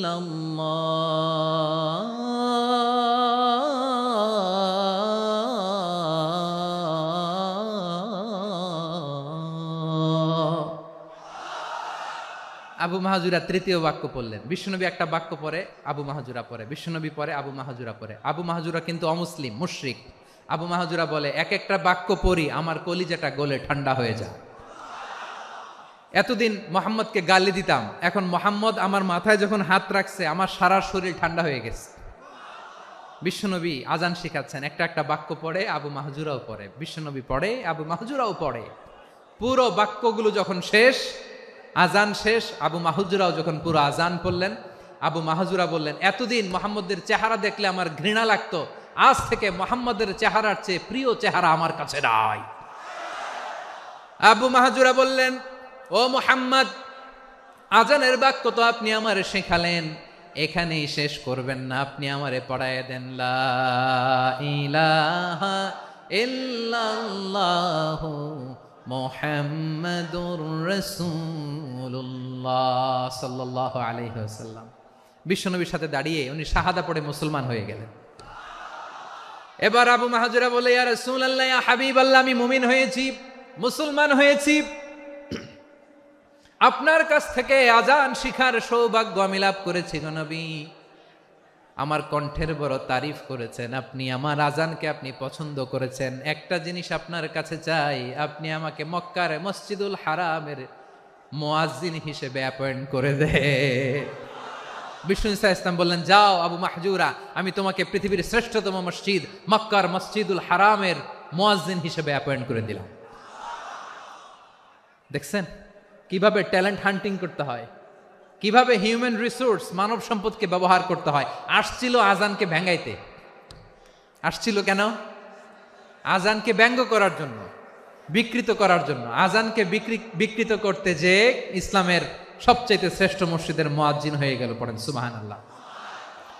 হযরত আবু মাহজুরা রাদিয়াল্লাহু তাআলা আনহু ওনার এই সুললিত কণ্ঠ ব্যবহার করে মসজিদুল হারামে এত সুন্দর করে আল্লাহু আকবার বলে আজান দিতেন, মানুষগুলোর, মুসল্লিগুলোর, মক্কাবাসীর হৃদয়কে তিনি বিগলিত করে দিতেন, মানুষের হৃদয়কে ঠান্ডা হয়ে যেত। শুধু এখানেই শেষ না আমার যশোরের ভাইয়েরা, বিশ্বনবী যখন সাইয়েদনা আবু মাহজুরা রাদিয়াল্লাহু তাআলা আনহুকে আজান শিখাচ্ছিলেন, বলেন তো বিশ্বনবীর হাতটা কোথায় ছিল? আবু মাহজুরার মাথার সামনে, এই চুলের উপরে ছিল। আবু মাহজুরা ওই স্মৃতিটাকে ধারণ করবার জন্য, ওই স্মৃতিকে বহন করার জন্য বিশ্বনবীর মোবারক হাত আবু মাহজুরার কপালের চুলের যেই জায়গায় লেগেছে, মৃত্যুর আগের দিন পর্যন্ত আবু মাহজুরা মাথার ওই চুলে কোনোদিন ছুরি আর কামার লাগায় নাই, সেখানে কেচি লাগায় নাই, চুলের মধ্যে খুর লাগায় নাই। আবু মাহজুরা ডান দিকের চুল কাটতো, বাম দিকের চুল কাটতো, পেছনের চুল কাটতো, সামনের চুল কাটতো না। আবু মাহজুরা রাদিয়াল্লাহু তাআলা আনহুর সামনের চুলগুলো বড় হতে হতে যখন এত বড় হয়ে যায়, তিনি চুলগুলো পেঁচিয়ে মাথার মধ্যে রাখতেন, তারপরে তিনি পাগড়ি পরতেন। সবাই জিজ্ঞেস করতো, আবু মাহজুরা, এটা আবার কেমন স্টাইল? দেখতে তোমারে কি বিদঘুটে লাগে, কেমন অড লাগে, কেমন খারাপ দেখা যায়। মক্কায় এমন কোনো মানুষ তো দেখি নাই, ডানে চুল কাটে, বায়ে চুল কাটে, পেছনে চুল কাটে, সামনে কাটে না। ওরে আবু মাহজুরা, কেমন দেখা যায় তোমারে, তুমি সামনের চুল কাটো না কেন?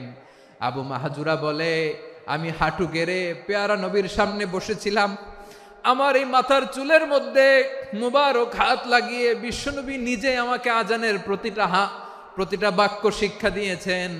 বিশ্বনবীর মোবারক হাত, পবিত্র হাত আমার মাথার চুলের যেই জায়গায় লেগেছে, আমি চাই ওই চুলগুলা নিয়ে আমি আমার কবরের ভিতরে যাব। সাইয়েদনা আবু মাহজুরা রাদিয়াল্লাহু তাআলা আনহু ইন্তেকালের আগের পর্যন্ত মাথার সামনের চুলগুলা কাটে নাই,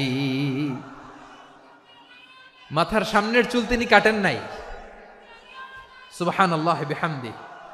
কেমন ভালোবাসতেন বিশ্বনবী সাহাবীদেরকে, সাহাবারা কেমন ভালোবাসতেন বিশ্বনবীকে।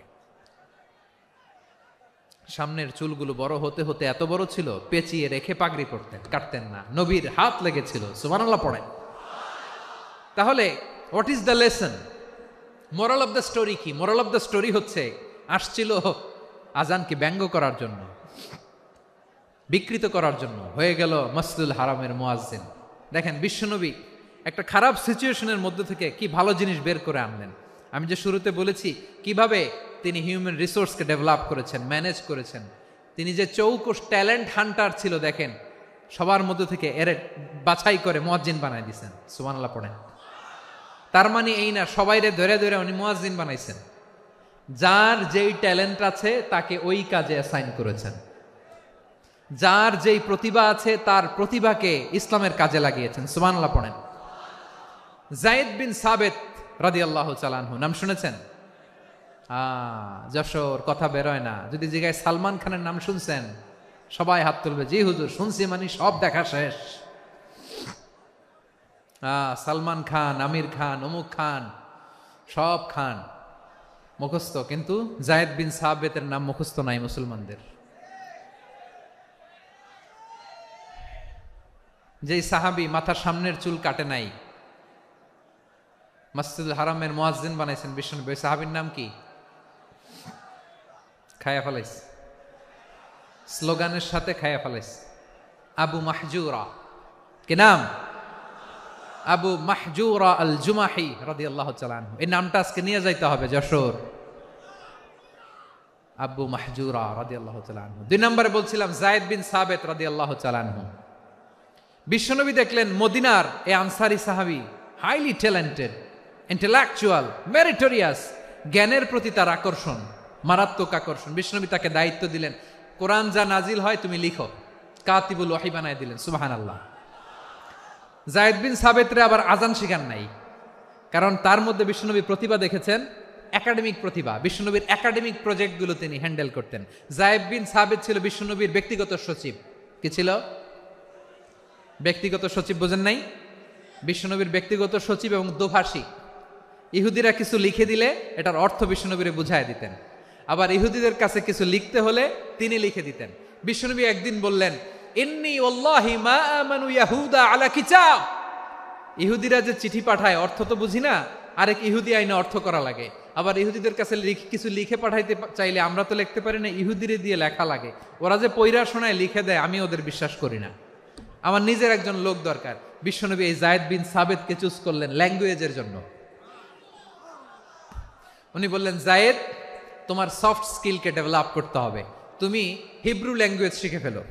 যায়েদ বিন সাবেত বলল, বিশ্বনবীর মোটিভেশন আর ইন্সপিরেশন পেয়ে আমি 15 দিনে ইহুদিদের এই হিব্রু ল্যাঙ্গুয়েজ শিখে ফেললাম। শুধু শিখে ফেললাম না, হাত্তা হাদিকতু, even I became master in the language. এই ভাষা আমি পারদর্শী হয়ে গেলাম। এরপরে ইহুদিরা চিঠি লিখে পাঠালে আর কোনো ইহুদি ডাকা লাগতো না, আমি নবীর এটার অর্থ শুনে পরে বুঝায় দিতাম। আবার ইহুদিদের কাছে চিঠি লেখা লাগলে আমি যায়েদ বিন সাবেত চিঠি লিখে দিতাম। সুবহানাল্লাহ। দেখেন, এত সাহাবীর মধ্য থেকে বিশ্বনবীর একাডেমিক প্রজেক্ট, ব্যক্তিগত সচিব, দোভাষী হিসেবে তিনি যায়েদ বিন সাবেতের মতো তরুণকে নির্বাচিত করেছেন। কেমন ট্যালেন্ট হান্টার ছিল আমার নবী। সুবহানাল্লাহ পড়বেন না? বিশ্বনবীর ইন্তেকালের পরে সাইয়েদনা আবু বকর রাদিয়াল্লাহু তাআলা আনহু যখন খলিফা হয়ে আসলেন, কোরআনকে সংকলনের দায়িত্ব দেয়া লাগবে, কোন সাহাবীকে দিবেন? সব সাহাবারা মিলে পরামর্শ করলেন। সাইয়েদনা আবু বকর, ওমর সবাই মিলে এই বিশাল কোরআন সংকলনের গুরু দায়িত্ব বিশ্বনবীর ব্যক্তিগত সচিব, বিশ্বনবীর দোভাষী, বিশ্বনবীর সিলেক্ট করাই লোক যায়েদ ইবনে সাবেত রাদিয়াল্লাহু তাআলা আনহুকে দিয়েছে। কোরআনের কপি তো আজকে এখানে রাখে নাই। এই যে আজকের যে কোরআন পড়েন, এটা আগে এরকম ছিল না। কোরআন নাজিল হলে সাহাবারা ওটের চামড়ায় লিখে ফেলতো, ওটের চ্যাপ্টা হাড্ডির মধ্যে লিখে ফেলতো, গাছের গুড়ির মধ্যে লিখে ফেলতো, বিভিন্ন জনের কাছে ছড়ানো ছিটানো ছিল। আবু বকর রাদিয়াল্লাহু তাআলা আনহু একসাথে করলেন, পরবর্তীতে উসমান রাদিয়াল্লাহু তাআলা আনহু একসাথে করলেন। 114 সূরার এখন এই মুসহাফ, এই কম্পাইলেশন, এই কপি আমরা পেয়েছি, যার হিউজ কন্ট্রিবিউশন ছিল। এই পুরো কোরআন কম্পাইলেশনের প্রজেক্ট ম্যানেজার ছিল যায়েদ বিন সাবেত রাদিয়াল্লাহু তাআলা। কোরআন কম্পাইলেশনের প্রজেক্ট ম্যানেজার। দেখেন, উনারে মাথায় হাত দিয়ে আজান শিখায় নাই। সুবহানাল্লাহ কইবেন না? তাহলে প্রথম সাহাবী আবু মাহজুরাকে মুয়াজ্জিন বানাইলেন, যায়েদ বিন সাবেতকে ব্যক্তিগত সচিব আর দোভাষী বানালেন, মুসআব ইবনে উমাইর রাদিয়াল্লাহু তাআলা আনহুকে ইসলামের প্রথম অ্যাম্বাসেডর বানালেন। তাহলে তৃতীয় নাম্বার একজন সাহাবীর নাম বলছি, মুসআব ইবনে উমাইর। মুসআব কি নাম? নামটা কেমন লাগে? এই কয়েকজনের ভাল লাগে, বাকিদের ভাল লাগে না? ভাল লাগে? এই এই আর কয়েকটা মিনিট দেওয়া যাবে না আমাকে আল্লাহর রাস্তে? হ্যাঁ, ঠিক আছে। আমি তোমাদেরকে ভালোবাসা দেখাবো, দোয়া করব, যদি চুপ থাকো, একেবারে চুপ, কষ্ট সহ্য করো। বাকিরা যা সওয়াব পাবে তোমরা ডবল পাবা, যেহেতু কষ্ট বেশি। কিন্তু চুপ। 3 নম্বর সাহাবীর নাম মুসআব। এই ধাক্কাধাক্কি কেন, ধাক্কাধাক্কি কেন রে ভাই? না না না, এরকম হইলে আসবো না যশোর, আমি আর আসবো না। হয় পিছনে চলে যাও, নাহলে চুপ, ধাক্কাধাক্কি নাই। 3 নম্বর সাহাবীর নাম মুসআব। কি নাম? He was the first ambassador in Islam. ইসলামের প্রথম ডিপ্লোমাট, প্রথম কূটনৈতিক, ইসলামের প্রথম কূটনৈতিক, ইসলামের প্রথম ডিপ্লোমাট, প্রথম অ্যাম্বাসেডর মুসআব ইবনে উমাইর। মক্কার তরুণ যুবক। উনি পারফিউম লাগাইলে মানুষ দেখলেই বুঝতো এটা মুসআব লাগাইছে। এমন ড্যাশিং ফেসের ছিল, এমন স্মার্ট ড্যাশিং ফেস, এমন পার্সোনালিটির মানুষ ছিল মুসআব রাদিয়াল্লাহু তাআলা আনহু। কারণ যিনি ইসলামের স্পোকম্যান হবেন, মুখপাত্র হবেন, তার স্মার্ট হওয়ার দরকার আছে না নাই? আকাবার প্রথম শপথ যখন হলো, তাদের সাথে বিষ্ণু ঈসা ইসলাম মদিনাতে একজন মুখপাত্র পাঠালেন, ডিপ্লোমাটকে পাঠালেন, অ্যাম্বাসেডর অফ ইসলাম। তিনি হচ্ছেন মুসআব ইবনে উমাইর। পড়েন সুবহানাল্লাহ। বিশ্বনবী দেখলেন সে অনেক স্মার্ট, তার ডেডিকেশন আছে, সিনসিয়ারিটি আছে, এবং মদিনায় যে আউস খাজরাজ গোত্রের নেতাদের সাথে ডিল করতে হবে, ইহুদিদের সাথে ডিল করতে হবে, ওখানে একজন পাক্কা জানু খেলোয়াড়ের দরকার আছে না নাই? মুসআব ইবনে উমাইর রাদিয়াল্লাহু তাআলা আনহু, ওনাকে বিষ্ণু ঈসা ইসলাম চুজ করলেন। এবং বিষ্ণু ঈসা ইসলামের এই চুজিংটা, এই সিলেকশনটা এত সুন্দর ছিল, তিনি মদিনাতে যে বিশ্বনবী আসার আগেই মদিনার জমিনকে তিনি উর্বর করে ফেলছেন। প্রতিটা ঘরে ঘরে কালিমার দাওয়াত তিনি পৌঁছায় দিচ্ছেন। জুমার বিধান নাজিল হয়েছে, কিন্তু মক্কায় পরিবেশ নাই জুমা পালনের। বিষ্ণু ঈসা ইসলাম একজনকে দিয়ে খবর পাঠালেন, যাও মদিনায় মুসাবকে যে বলো, মুসাব তো আমার শিক্ষক, আমার স্পোকম্যান, মদিনাতে যেন তারা জুমা কায়েম করে। বিশ্বনবীর আগেই মুসআব মদিনার মুসলিমদেরকে নিয়ে মদিনায় প্রথম জুমা কায়েম করে ফেলছে। কোন সুবহানাল্লাহ। ডিপ্লোমাটদের কেমন হইতে হয়, অ্যাম্বাসেডারের কেমন হইতে হয়, মুসআব রাদিয়াল্লাহু তাআলা আনহুর কাছ থেকে শিখে নাও। মুসআব নামটা কেমন লাগে? যশোর যাদের সন্তান হবে, ছেলে সন্তান, আমার রাস্তায় পাইলে সবাই জিজ্ঞেস করে, হুজুর একটা নাম দেন, আমার ছেলে হবে। যশোরবাসীর জন্য আমি একটা নাম দিয়ে দিলাম, নাম রাখতে হবে মুসআব। কি নাম? নামটা যাদের ভাল লাগে, ছেলে সন্তান অনাগত আসবে, মনে চাইলে নাম রেখে দিবেন মুসআব রাদিয়াল্লাহু তাআলা আনহুর নামে মুসআব। তাহলে মুসআব রাদিয়াল্লাহু তাআলা আনহুকে বিশ্বনবী ল্যাঙ্গুয়েজ শিখান নাই, সফট স্কিল শিখান নাই। যায়েদ রাদিয়াল্লাহু তিনি হিব্রু ল্যাঙ্গুয়েজ শিখেছেন, সুরিয়ানি শিখেছেন, কিন্তু মুসআবকে তিনি বানিয়েছেন the spokesman of Islam, the first diplomat, the ambassador of Islam. সুবহানাল্লাহ পড়বেন না? আব্দুল্লাহ ইবনে আব্বাস রাদিয়াল্লাহু তাআলা আনহু বিশ্বনবীর কাজিন, চাচাতো ভাই। আবার মাইমুনা রাদিয়াল্লাহু তাআলা আনহু, মাইমুনা নবীর স্ত্রী, তিনি ছিলেন আব্দুল্লাহর আপন খালা। তো নবীর বউ যদি উনার খালা হয়, নবী তার কি? বুঝে নাই, নবী তার কি? খালু। তাহলে সম্পর্ক অনেক গভীর, কাজিন আবার খালু। ছোট্ট মানুষ, তাই রাতে মাঝে মাঝে ঘরে থাকতো। বিশ্বনবী দেখলেন আব্দুল্লাহ যেহেতু আমার ঘরে ঢুকতে পারে, আব্দুল্লাহরে এই উম্মতের বড় শিক্ষাবিদ বানাইতে হবে। কথা বোঝে নাই? আব্দুল্লাহকে কি বানাইতে হবে? শিক্ষাবিদ, এডুকেটর অফ দিস উম্মাহ, এই উম্মার শিক্ষাবিদ বানাইতে হবে। তাই আব্দুল্লাহ ইবনে আব্বাসকে বিশ্বনবী হাতে কলমে শিক্ষা দিয়েছেন। আহারে, আর এরপরে যে কি ভাষা আসবে তোমাদের জন্য আমার মুখ থেকে আমি নিজেও জানি না। 1 ঘন্টা যাবত ধাক্কা ধাক্কি মারামারি। তো আসতে বলছে কে তোমাকে? পেছনে চলে যাও, জায়গা না পেলে। পুরো প্রোগ্রামটাই নষ্ট করে দিল।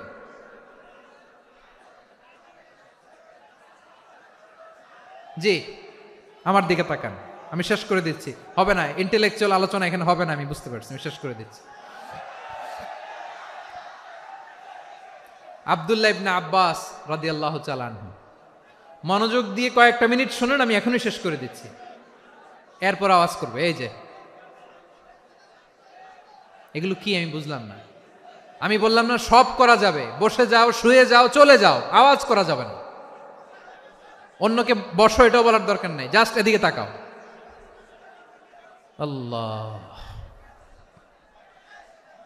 আব্দুল্লাহ ইবনে আব্বাস রাদিয়াল্লাহু তাআলা আনহু, ওনাকে বিশ্বনবী হাতে কলমে শিক্ষা দিয়েছেন। যেহেতু উম্মতের শিক্ষাবিদ হবেন, এডুকেটর হবেন। তো বিশ্বনবী রাতে যখন তাহাজ্জুদ পড়তেন, ছোট্ট আব্দুল্লাহ ঘরে থাকতো। বুঝতে পেরেছেন? ছোট্ট মানুষ তো ঘরে থাকতো। তো বিশ্বনবী তাহাজ্জুদের জন্য একবার দাঁড়িয়েছেন, ছোট্ট আব্দুল্লাহ ওযু করে দাঁড়াইছে। আচ্ছা বলেন তো, ইমাম আর মুসল্লি মোট যদি দুইজন হয়, একজন ইমাম একজন মুসল্লি, তো মুসল্লি ইমামের কোন দিকে দাঁড়াবে? ডানে দাঁড়াবে। ছোট্ট আব্দুল্লাহ বুঝে নাই, বিশ্বনবী তাহাজ্জুদ শুরু করেছেন, উনি একতেদা করছেন আর দাঁড়াইছেন বায়ে। কোথায় দাঁড়িয়েছেন? আব্দুল্লাহ বলেন, যখন আমি বায়ে দাঁড়ালাম, আখাযা রাসূলুল্লাহ সাল্লাল্লাহু আলাইহি ওয়াসাল্লাম উযুনি আল ইউমনা ইয়াফতিলুহা, বিশ্বনবী নামাজরত অবস্থায় আমার কান ধরে টেনে আমার ডান দিকে এনে দাঁড় করায় দিলেন। পড়েন সুবহানাল্লাহ। দেখেন, হাতে কলমে শিক্ষা। আর জীবনে ভুল হবে? কথা কয় না, আর ভুল হবে? আর ভুল হবে না। এভাবে বিশ্বনবীর অনেক সঙ্গ পেয়েছেন, সফর করেছেন, একই বাহনে বসেছেন, এক বাহনে বসে লম্বা নাসিহত করেছেন, বলেছেন, ইয়া গোলাম ইহফাজিল্লাহ ইয়াহফাজকা ইহফাজিল্লাহ তাজিদহু তুজাহাক ইযা সাআলতা ফাসআলিল্লাহ ওয়া ইযা ইসতাআনতা ফাসতাইন বিল্লাহ।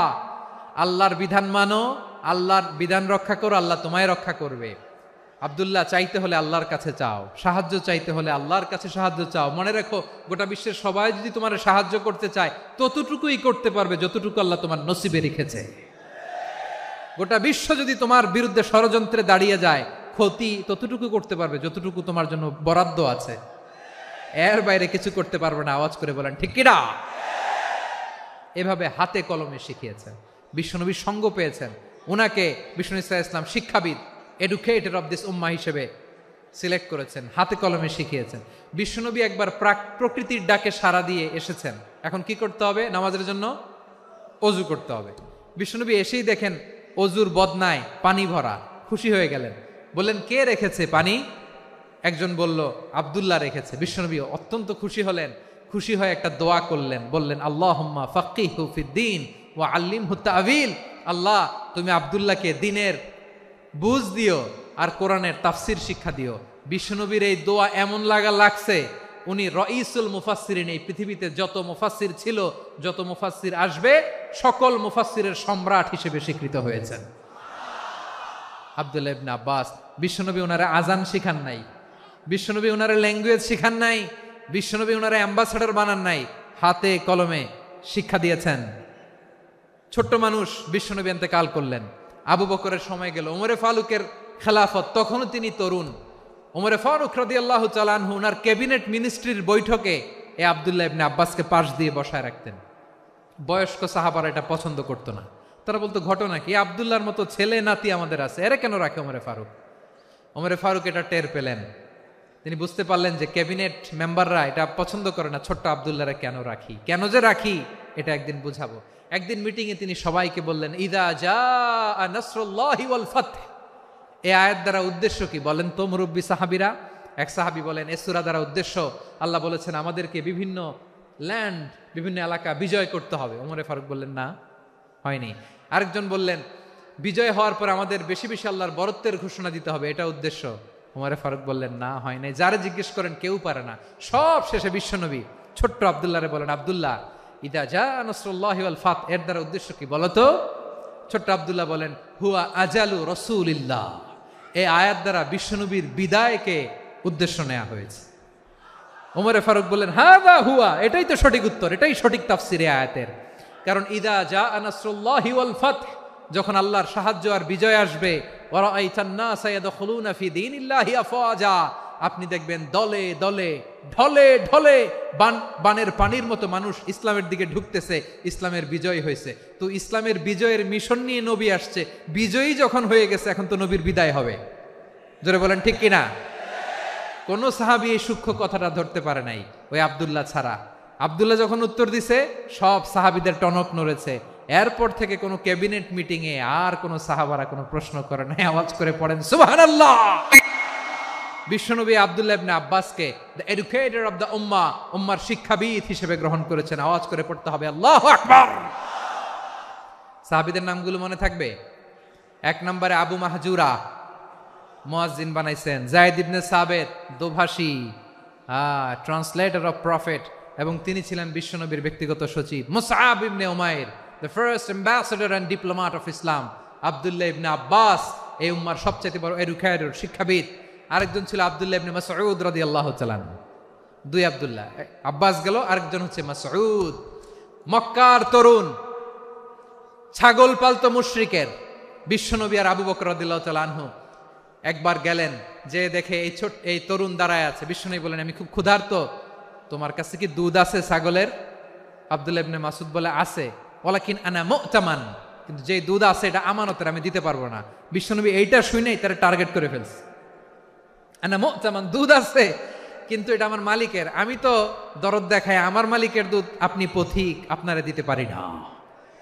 বিশ্বনবী টার্গেট করে ফেলছেন, এরে আমার কাজে লাগাইতে হবে। বিশ্বনবী বললেন, আচ্ছা ঠিক আছে, দুধ দিও না, কিন্তু এমন ছাগি আছে কিনা যেই ছাগির সাথে কোনো ছাগলের মিলন হয় নাই, তার ওলানে দুধও আসে নাই, বাচ্চাও নাই, এরকম ছাগির থেকে যদি আমি দুধ খাই তাহলে তো সমস্যা নাই। বলতেছে, এরকম ছাগির থেকে দুধ খাইলে সমস্যা নাই, কারণ এরকম ছাগির ওলান থেকে দুধ আসবেও না। বলতেছে, ঠিক আছে, এরকম একটা ছাগি নিয়ে আসা হলো। বিশ্বনবী বিসমিল্লাহ বলে ওই ছাগির ওলানে হাত দিলেন। হাত দিতে দেরি, পুরো ওলানটা দুধে ভরে যেতে দেরি হয় না। বিশ্বনবী আর আবু বকর রাদিয়াল্লাহু তাআলা আনহু দহন করে পেট ভরে খেলেন। এই দৃশ্য আব্দুল্লাহ ইবনে মাসউদের হৃদয়ে দাগ কাটলো। এই মুজিজা দেখে তিনি বললেন, আশহাদু আল্লা ইলাহা ইল্লাল্লাহ ওয়া আশহাদু আন্না মুহাম্মাদুর রাসূলুল্লাহ। তিনি ষষ্ঠ মুসলিম ছিলেন, 6 নম্বর মুসলমান। ওনাকে টার্গেট করে বিশ্বনবী দেখলেন এমন ইন্টেলেকচুয়াল ব্রেন, উনি সূক্ষ্ম সূক্ষ্ম জিনিস বুঝে বেশি, ফিকহি জ্ঞান ওনার মধ্যে বেশি। বিশ্বনবী ওনাকে কোরআনের জ্ঞান শিক্ষা দিতে লাগলেন। উনি বিশ্বনবী সবার কাছে কোরআন শোনায়, কিন্তু বিশ্বনবী নিজে আব্দুল্লাহ ইবনে মাসউদের কাছ থেকে কোরআন শুনতো।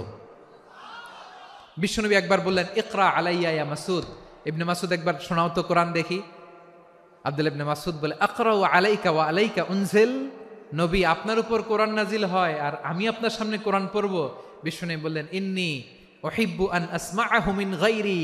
আমি নিজে পড়তে যেমনি ভালোবাসি, অন্যে পড়ুক আমি শুনবো, এটাও আমি ভালোবাসি। সূরা নিসা তিনি তেলাওয়াত করে শুনিয়েছেন।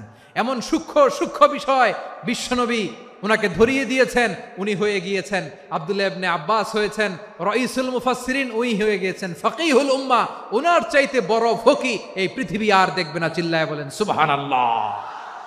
উনি বলতেন, ওয়াল্লাহি ওয়াল্লাহি ইল্লাযী লা ইলাহা গায়রু মা উনজিলাত সূরাতুন ইল্লা ওয়া আনা আ'লামু আইনা উনজিলাত ওয়া ফীমা উনজিলাত। বিশ্বনবী এমন ভাবে কোরআনের দার্স আমাকে দিয়েছেন, কোরআনে যত সূরা নাজিল হয়েছে, যেখানে নাজিল হোক না কেন আমি জানি এটা কোথায় নাজিল হয়েছে এবং কোন প্রেক্ষাপটে নাজিল হয়েছে। এমন একটা সূরা নাই যে সূরার কোথায় নাজিল হয়েছে আমি মাসুদের জানা নাই, কোন প্রেক্ষাপটে নাজিল হয়েছে আমার জানা নাই। এরকম ঘটবে না। চিল্লায় বলেন আল্লাহু আকবার। এই আব্দুল্লাহ ইবনে মাসউদ রাদিয়াল্লাহু তাআলা আনহু ওমর ফারুকের সময় কুফার চিফ জাস্টিস ছিলেন। কুফা নগরীর চিফ জাস্টিস বোঝেন নাই? বিচারপতি। কি ছিলেন? সবাই বলে নাই, কি ছিলেন? বিচারপতি ছিলেন। এবং ওনার যে ফিকহি জ্ঞানের ধারা, এটাই আলকামা, ইব্রাহিম আন-নাখাই, হাম্মাদ ইবনে সুলাইমান হয়ে ইমাম আবু হানিফা পর্যন্ত পৌঁছেছে। এবং ওনার ফিকহি জ্ঞানের ধারাই হানাফি মাযহাবে অ্যাকসেপ্ট হয়েছে। আজও এগুলো হানাফি মাযহাবে চর্চিত হয়। হানাফি মাযহাবের সব ফিক আব্দুল্লাহ ইবনে মাসউদের ফিকহি জ্ঞানের ধারা থেকে নেওয়া হয়েছে। চিল্লায় পড়েন সুবহানাল্লাহ। তাহলে উনাকে বিশ্বনবী বানিয়েছেন জুরিস্ট, আইনবিদ, ফকিহ। উনারে আজান শিখান নাই। হিউম্যান রিসোর্স ডেভেলপমেন্ট কিভাবে করবেন, মানব সম্পদের উন্নয়ন কিভাবে করতে হয়, কিভাবে যার যেখানে প্রতিভা কাজে লাগাতে হয় উনি দেখিয়েছেন। সুবহানাল্লাহ পড়বেন না? খালিদ বিন ওয়ালিদ নাম শুনছেন? কে কে শোনেন নাই হাত তোলেন। কি ছিলেন? বীর যোদ্ধা ছিলেন খালিদ বিন ওয়ালিদ। কিন্তু তিনি ইসলাম ধর্ম গ্রহণ করেছেন অনেক দেরিতে, 8ম হিজরিতে। তার মানে 8ম হিজরির আগে উনি মুশরিকদের পক্ষে লড়াই করেছেন। ওনার হাতে কত মুসলিম সাহাবী যে নিহত হয়েছে হিসাব নাই। বিশ্বনবী টার্গেট করে রাখছে, তুমি আমাদের মুসলিমদের এত ক্ষতি করলা, তুমি যখন মুসলমান হবা তোমারে দিয়ে আমি এমন কাম করামু যে এটা আর কেউ করতে পারবে না। সুবহানাল্লাহ নাই? যশোর ক্লান্ত হয়ে গেছে।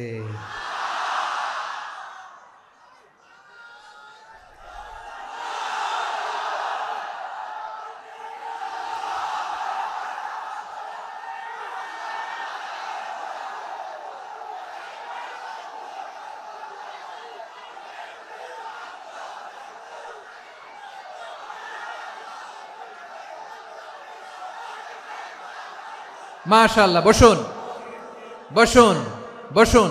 খালিদ বিন ওয়ালিদ রাদিয়াল্লাহু তাআলা আনহু 8ম হিজরিতে মুসলিম হয়েছেন, মক্কা বিজয়ের আগে। তো মক্কা বিজয়ের আগে যখন মুসলিম হয়েছেন, এর আগে কি করছেন? কাফিরদের সাথে যুদ্ধ করেছেন। উনি উহুদের যুদ্ধে মুসলমানদের যে পরাজয় ভাব, কঠিন পরিস্থিতির মুখোমুখি উনার কারণে পেছন থেকে এমন আতর্কিত আক্রমণ করেছেন, মুসলমানদেরকে কচুকাটা করেছেন। 8ম হিজরিতে আল্লাহ তাআলা হেদায়েতের নূর দিয়ে ওনার হৃদয়টাকে উজালা করে দিলেন। লা ইলাহা, এটা এমন বাণী যার হৃদয়ে একবার টাচ খাবে, এইটা থেকে সে আর পালিয়ে বেড়াতে পারে। ঝিনুকের ভেতর লুকিয়ে থাকে যেমন মতি, ঝিনুকের ভেতর লুকিয়ে থাকে যেমন মতি, কলমা শাহাদাতে আছে আল্লাহর জ্যোতি, কলমা শাহাদাতে আছে আল্লাহর জ্যোতি। ঠিক কিনা বলেন? মক্কা বিজয়ের আগে মুসলিম হলেন, হওয়ার পরেই বিশ্বনবীর টার্গেট ফুলফিল হলো। ওই যে টার্গেট করে রেখেছেন আর দোয়া করেছেন, খালিদ বিন ওয়ালিদ যদি মুসলিম হয় তাকে আমি মিলিটারি চিফ বানাবো। ওনাকে আজান শিখান নাই, ওনারে কান ধইরা নামাজের এই মাথা থেকে ওই মাথা আনান নাই, ফিকহি কোরআনের সূক্ষ্ম তাফসীর ওনারে শিখান নাই, অ্যাম্বাসেডর বানান নাই। বিষ্ণু ইসলাম উনাকে সামরিক অভিযানে প্রেরণ করেছেন। সামরিক অভিযানে তিনি প্রেরণ করেছেন। উনার জীবদ্দশায় উনার নেতৃত্বে যতগুলো যুদ্ধ হয়েছে, একটা যুদ্ধেও তিনি পরাজয় বরণ করেন নাই। ওমরে ফারুকের সময়কালে তিনি চিফ অফ মুসলিম মিলিটারি, মানে মুসলিম সেনাপতি হয়েছেন। যশোর, আওয়াজ করো, ঠিক কিনা বলো? সেনাপতি, মুসলিম সেনাপতি। তাহলে কিভাবে হিউম্যান রিসোর্স ব্যবহার করতে হয় গোটা বিশ্ব আমার নবীর কাছ থেকে শিখে নাও। খালিদ বিন ওয়ালিদ, ওনাকে বিশ্বনবী একটা উপাধি দিয়েছেন। উপাধিটা হচ্ছে সাইফুল্লাহিল মাসলুল, আল্লাহর নাঙ্গা তরবারি, আল্লাহর খোলা তরবারি, দ্য ওপেন সোর্ড অফ আল্লাহ। খালিদ বিন ওয়ালিদ মুসলিম সেনাপতি। হাসান বিন সাবেত নাম শুনছেন? দেখি উনি কি ছিল বলেন। রাসূলের সভা কবি, কালচারাল হিজিমনিকে ডিফিট করার জন্য। উনি ভালো অস্ত্র চালানো জানতেন না, ওই কাজে উনি যেতেন না। ওনার ছিল কাব্য প্রতিভা। কাব্য প্রতিভা, কাফিররা কবিতা দিয়ে নবীকে গালি দিত। বিশ্বনবী বলতেন, ইয়া হাসান আজিব আন রাসূলিল্লাহ, তুমি নবীর হয়ে কাফেরদের এই কথাগুলোর জবাব দাও। বিশ্বনবীর একটা মিম্বার ছিল। বিশ্বনবীর মিম্বারের পাশাপাশি মসজিদে নববীতে এই হাসান বিন সাবেতের জন্য বিশ্বনবী একটা স্পেশাল মিম্বার বানিয়ে দিয়েছেন। এখান থেকে তুমি জবাব দাও। এবং বিশ্বনবী বলেছেন, আল্লাহুম্মা আইয়িদহু বিরূহিল কুদুস, আল্লাহ হাসান আমার পক্ষে জবাব দেয়, তুমি জিব্রাইল মারফত তাকে সাহায্য পাঠাইয়া দিও। রাসূল সাল্লাল্লাহু আলাইহি ইসলামের সভা কবি, the poet of the prophet, নবীর কবি। উনি কবিতা দিয়ে এমন উচ্চাঙ্গের ভাষায় কবিতা দিয়ে তিনি জবাব দিতেন, কাফিরদের গা শিহরে যেত, তাদের হৃদয়ে আগুন ধরে যেত। তাহলে এরকম কবিরও দরকার আছে না নাই? এখন যাকে আল্লাহ দিছে কাব্য প্রতিভা, এরা যদি আপনি যুদ্ধের ময়দানে পাঠান হবে? যারে দিছে সুরেলা গলা, এরা যদি অ্যাম্বাসেডর বানান হবে না। হাসান বিন সাবেত ছিলেন বিষ্ণু ইসলামের কবি। হুযাইফা ইবনুল ইয়ামান বিশ্বনবীর গোয়েন্দা বিভাগের প্রধান। কিসের প্রধান? হুযাইফা ইবনুল ইয়ামান। ওনার ছিল ডিটেকটিভ মাইন্ড, ডিটেকটিভ মাইন্ড, গোয়েন্দা বিভাগের প্রধান। এবং উনি হচ্ছেন সাহিবু সিররি রাসূলিল্লাহ, রাসূল সাল্লাল্লাহু আলাইহি ওয়াসাল্লামের গোপন তথ্যের ধারক বাহক। নবীর যেই কথা কেউ জানে না, সব হুযাইফার পেটের ভিতরে ছিল। সুবহানাল্লাহ পড়েন।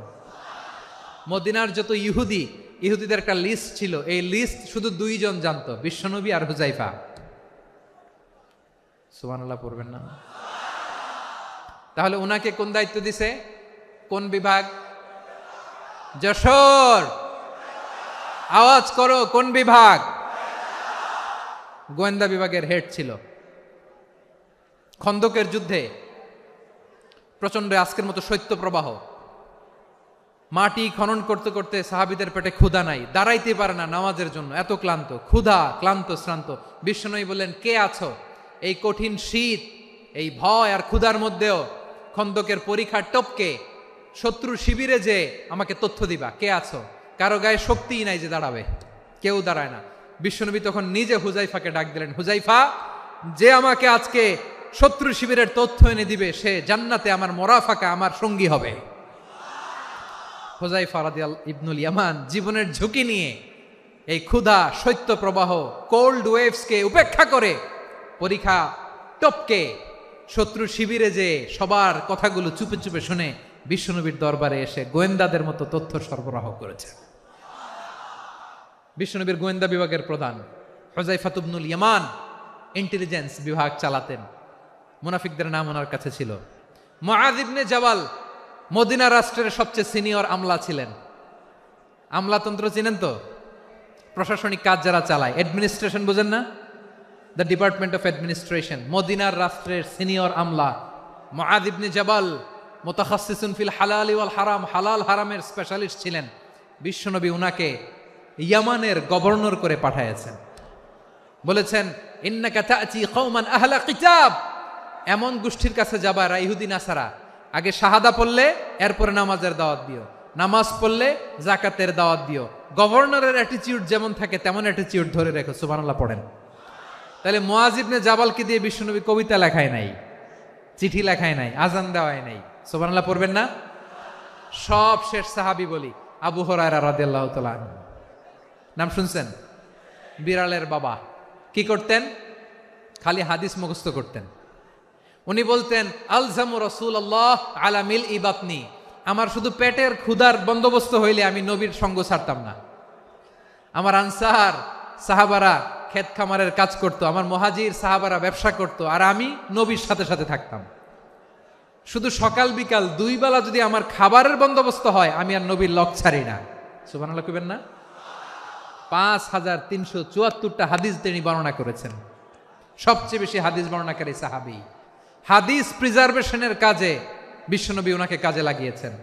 উনি একদিন বলেন, ইয়া রাসূলুল্লাহ আসমাউ মিনকা কাসীরান ফালা আহফাজু, নবী অনেক কথা শুনি আমার মনে থাকে না। বিষ্ণু বললেন, তাই? উবসুত রিদাক, তোমার চাদরটা বিছাও। আবু হুরায়রা বিছালেন, বিশ্বনবী হাত বুলায় দিলেন, এরপরে অনেক হাদিস বর্ণনা করলেন। আবু হুরায়রা বলে, তারপর থেকে বিশ্বনবী যাই বর্ণনা করে আমি শুনি আর একটাও বলি না। এখন সুবহানাল্লাহ। বিশ্বনবী ওনাকে হাদিস প্রিজার্ভেশন, নবীর এই যে লক্ষ্য হাদিস প্রিজার্ভেশনের এই দায়িত্ব দিয়েছেন সাইয়েদনা আবু হুরায়রা রাদিয়াল্লাহু তাআলা আনহুকে। প্রিয় ভাইরা, তাহলে 10 জন সাহাবীর কথা যে বললাম, আপনারা কি খেয়াল করেছেন কত বড় ট্যালেন্ট হান্টার, চৌকস ট্যালেন্ট হান্টার ছিল আমার নবী। এক একজনের এক এক ট্যালেন্ট, এক এক কাজে অ্যাসাইন করেছেন, এক একজনকে এক এক দায়িত্ব দিয়েছেন, এক একজনের প্রতিভাকে এক একভাবে বিকশিত হওয়ার সুযোগ দিয়েছেন। আওয়াজ করে বলেন ঠিক কি না? এখন আমার পর্দার আড়ালে আমার মায়েরা বলবে, এতগুলো পুরুষ সাহাবীর কথা বললো, নারী সাহাবীরা কি কিছু করে নাই? মোনাজাত হবে, দোয়া ছাড়া কেউ যাব না। রুফাইদা আল আসলামিয়া রাদিয়াল্লাহু তাআলা আনহা, ওনার বাবার নাম সাআদ আল আসলামি। বিশ্বনবী কি খেয়াল করলেন দেখেন, সাআদ ছিল মদিনার বড় ডাক্তার। এই নারী সাহাবী রুফাইদা বাবার কাছ থেকে চিকিৎসা বিদ্যা শিখেছেন। যখন শিখছে, বিশ্বনবী দেখলেন আমার তো প্রতি সপ্তাহে সপ্তাহে যুদ্ধে আহত সাহাবীদের সেবা দিবে কে? বিশ্বনবী রুফাইদাকে বললেন, রুফাইদা তুমি মসজিদে নববীর পাশে একটা মেডিকেল ক্যাম্প করো। এই যে সাকিনা আদ্দিন মেডিকেলের আমার ছাত্রী বন্ধুরা শুনে রাখো, তোমাদের আইকন হচ্ছে এই রুফাইদা আল আসলামিয়া। বিশ্বনবীর ডিরেকশন অনুযায়ী তিনি মসজিদে নববীর পাশে একটা মেডিকেল ক্যাম্প করলেন এবং আহত সাহাবাদের চিকিৎসা উনি ওনার টিম নিয়ে দিতেন। বিশ্বনবীর পরামর্শে উনি আনসারি এবং মুহাজির মহিলা সাহাবীদেরকে নিয়ে একটা স্পেশাল মেডিকেল টিম গঠন করলেন। খায়বার যুদ্ধে 7ম হিজরিতে যখন বিশ্বনবী যায়, উনি ওনার টিম নিয়ে আসলেন, বললেন, ইয়া রাসূলুল্লাহ আমরা তো তলোয়ার চালাতে পারি না, আমরা তো তীর মারতে পারি না, আপনি যদি অনুমতি দেন খায়বার অভিযানে আমি আমার টিম নিয়ে মেডিকেল টিমের সেবাটা সার্ভিসটা দিতে চাই। পড়েন সুবহানাল্লাহ। বিশ্বনবী অনুমতি দিলেন, যোদ্ধা সাহাবীদের সাথে রুফাইদা আল আসলামিয়া উনিও মেডিকেল টিম নিয়ে অগ্রসর হলেন। খায়বারের প্রতিটা আহত ইনজুর্ড সাহাবী যারা ইনজুরির শিকার হয়েছেন সবাই রুফাইদা আল আসলামিয়ার এই মেডিকেল ক্যাম্প থেকে চিকিৎসা সহায়তা পেয়েছেন। সুবহানাল্লাহ পড়েন। দেখেন কিভাবে বিশ্বনবী ট্যালেন্ট বাছাই করতেন। আপনি অবাক হবেন, বাহরাইনের মেডিকেল ইউনিভার্সিটিতে রুফাইদা আল আসলামিয়া মেডিকেল প্রাইজ অ্যাওয়ার্ড প্রতি বছর দেয়া হয়। যদি 8 দিনের এই মেডিকেল আমার বোনেরা যদি জেনে থাকো জানো, না হলে নতুন করে জানো, সার্চ দিও রুফাইদা আল আসলামিয়া মেডিকেল অ্যাওয়ার্ড। বাহরাইনের ইউনিভার্সিটিতে দেওয়া হয়। প্রিয় ভাইয়েরা, তাহলে আলোচনার সামারি আমরা করি। বিশ্বনবী যার যেখানে ট্যালেন্ট তাকে ওইখানে কাজে লাগাতেন। আওয়াজ করে বলেন ঠিক কিনা? এবার একটা ইন্টারভিউ হবে, আওয়াজ করে বলেন আবু মাহজুরাকে বিশ্বনবী কি বানাইছেন? হ্যাঁ, ভুলে গেছেন? সামনের চুলে হাত দিয়ে বিশ্বনবী কি সুন্দর গলায় আজান শিখালেন, মুয়াজ্জিন। যায়েদ বিন সাবিতকে একাডেমিক প্রজেক্টের দায়িত্ব দিয়েছেন, তিনি ছিলেন বিশ্বনবীর দোভাষী ব্যক্তিগত সচিব। মুসাব ইবনে উমায়ের the first ambassador of Islam. আব্দুল্লাহ ইবনে আব্বাস উম্মার বড় শিক্ষাবিদ মুফাসসির। আব্দুল্লাহ ইবনে মাসউদ ছিলেন জুরিস্ট। কি ছিলেন?